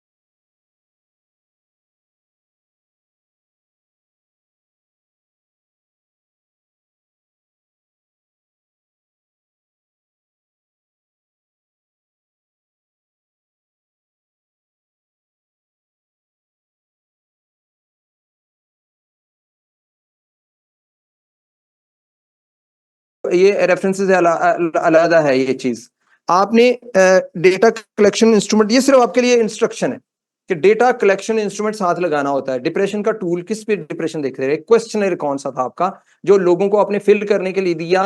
डेमोग्राफी का, नाम, एज, इनकम, या तुम कहाँ रहते हो, कितना सोते हो, क्या करते हो, मोबाइल कितना यूज करते हो, या आपने जो भी फिल करवाया है उसको कहते हैं data collection instrument. The researcher must attach as an annexure the performer or questionnaire with the help of which she or he intends to collect data. The performer questionnaire must match the objectives and must not contain irrelevant sections. आपने उसके अंदर ये नहीं लिखना आप sleep पे बात कर रहे हैं तो आप कहें कि ये बताओ कि तुम्हारे अब्बा जी क्या काम करते हैं, या पिछले साल तुमने शीशा पीने कितनी दफा गए थे, इसका कोई ताल्लुक नहीं उससे। जैसे इररेलेवेंट इंफॉर्मेशन आपने नहीं लेनी। ये जनाब आपका सारा प्रोसीजर है। और अभी जब हम जा रहे हैं अभी भी लोग आ रहे हैं, लोग इतने डेडिकेटेड हैं। अच्छा, ऑलमोस्ट इट इज फिनिश्ड। और अब कितने मिनट रह गए हैं जी? 7 minutes. 7 मिनट्स है, इसमें हम कंक्लूड करते हैं। कोई क्वेश्चन है तो आप पूछ सकते हैं। चलें इसको, अगर किसी का क्वेश्चन है तो। एक तो ये है कि कंटिन्यू विद इट। ये एक सिंपली एक सेंसिटाइज करने वाला है, इसको टीजर कह लें। It's a teaser for research. When we would talk about study design का बात होगी, साइनॉप्सिस तो लिखी जाएगी। अगेन अंडर सुपरविजन साइनॉप्सिस आप लिखेंगे। प्रपोजल क्या होती है, आगे कैसे जाना है। तो I feel very I mean enthusiastic and involved अगर स्टूडेंट्स इसमें आते हैं। अदरवाइज सच्ची बात है कि मैं बगैर किसी मकसद के काम करने को दिल नहीं चाहता।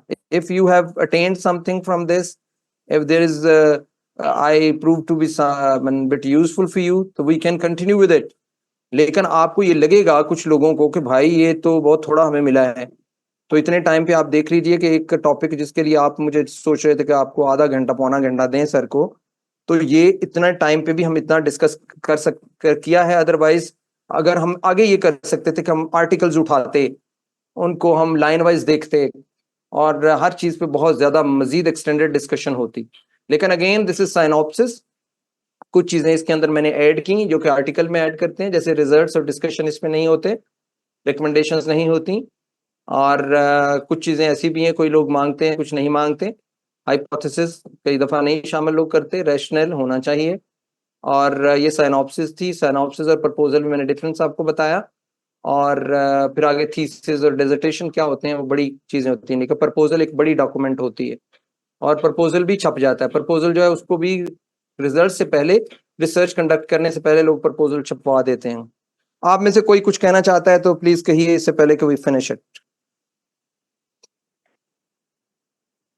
So कोई question है तो you can either use the mic or the chat box. Please ask.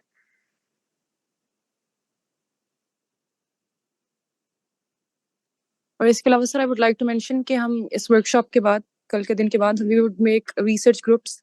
तो उसमें of the participants who participated in this workshop, तो उसमें हम आपको भी ऐड कर सकते हैं ताकि आप सुपरवाइज कर सके जो भी काम करेंगे स्टूडेंट्स। नहीं, ओके, ठीक है, आप ऐड करें, फिर आगे आगे देखते हैं क्या होता है। तो ठीक है, फिर हम इसको, अगर किसी ने पूछना है कोई सवाल तो पूछ लें। आप इसकी रिकॉर्डिंग कौन कर रहा है?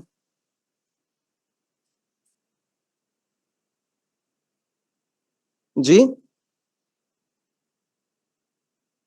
ठीक है, इसकी रिकॉर्डिंग आप मुझे जो ना वी ट्रांसफर के जरिए आपको वी ट्रांसफर का पता है ना? WeTransfer is a website जहाँ पे आप 2 GB तक डेटा किसी को भेज सकते हैं। तो आप मुझे मेरे ईमेल पे वी ट्रांसफर के जरिए ये फाइल भेज दीजिएगा, ठीक है? Sure, thank sir. You. Okay जी, अब आप इजाजत दीजिए और हम खत्म करते हैं आज की। और आगे भी अगर आपका कोई जेन्युइन आपने शुरू किया या आपकी कोई इंटरेस्ट डेवलप होती है तो वी वुड कंटिन्यू इट। ठीक है जी, ओके देन, अल्लाह हाफिज, अस्सलाम वालेकुम।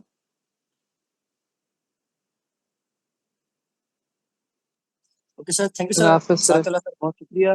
बहुत अच्छा सेशन रहा और बहुत कुछ सीखने को मिला। थैंक यू सर, बहुत शुक्रिया। Thank you so Allah much, sir, for your time and for collaborating. Thank you so much. Thank you, sir. Allah Hafiz. हाफिज, अस्सलाम वालेकुम। वालेकुम Allah सलाम। Hafiz.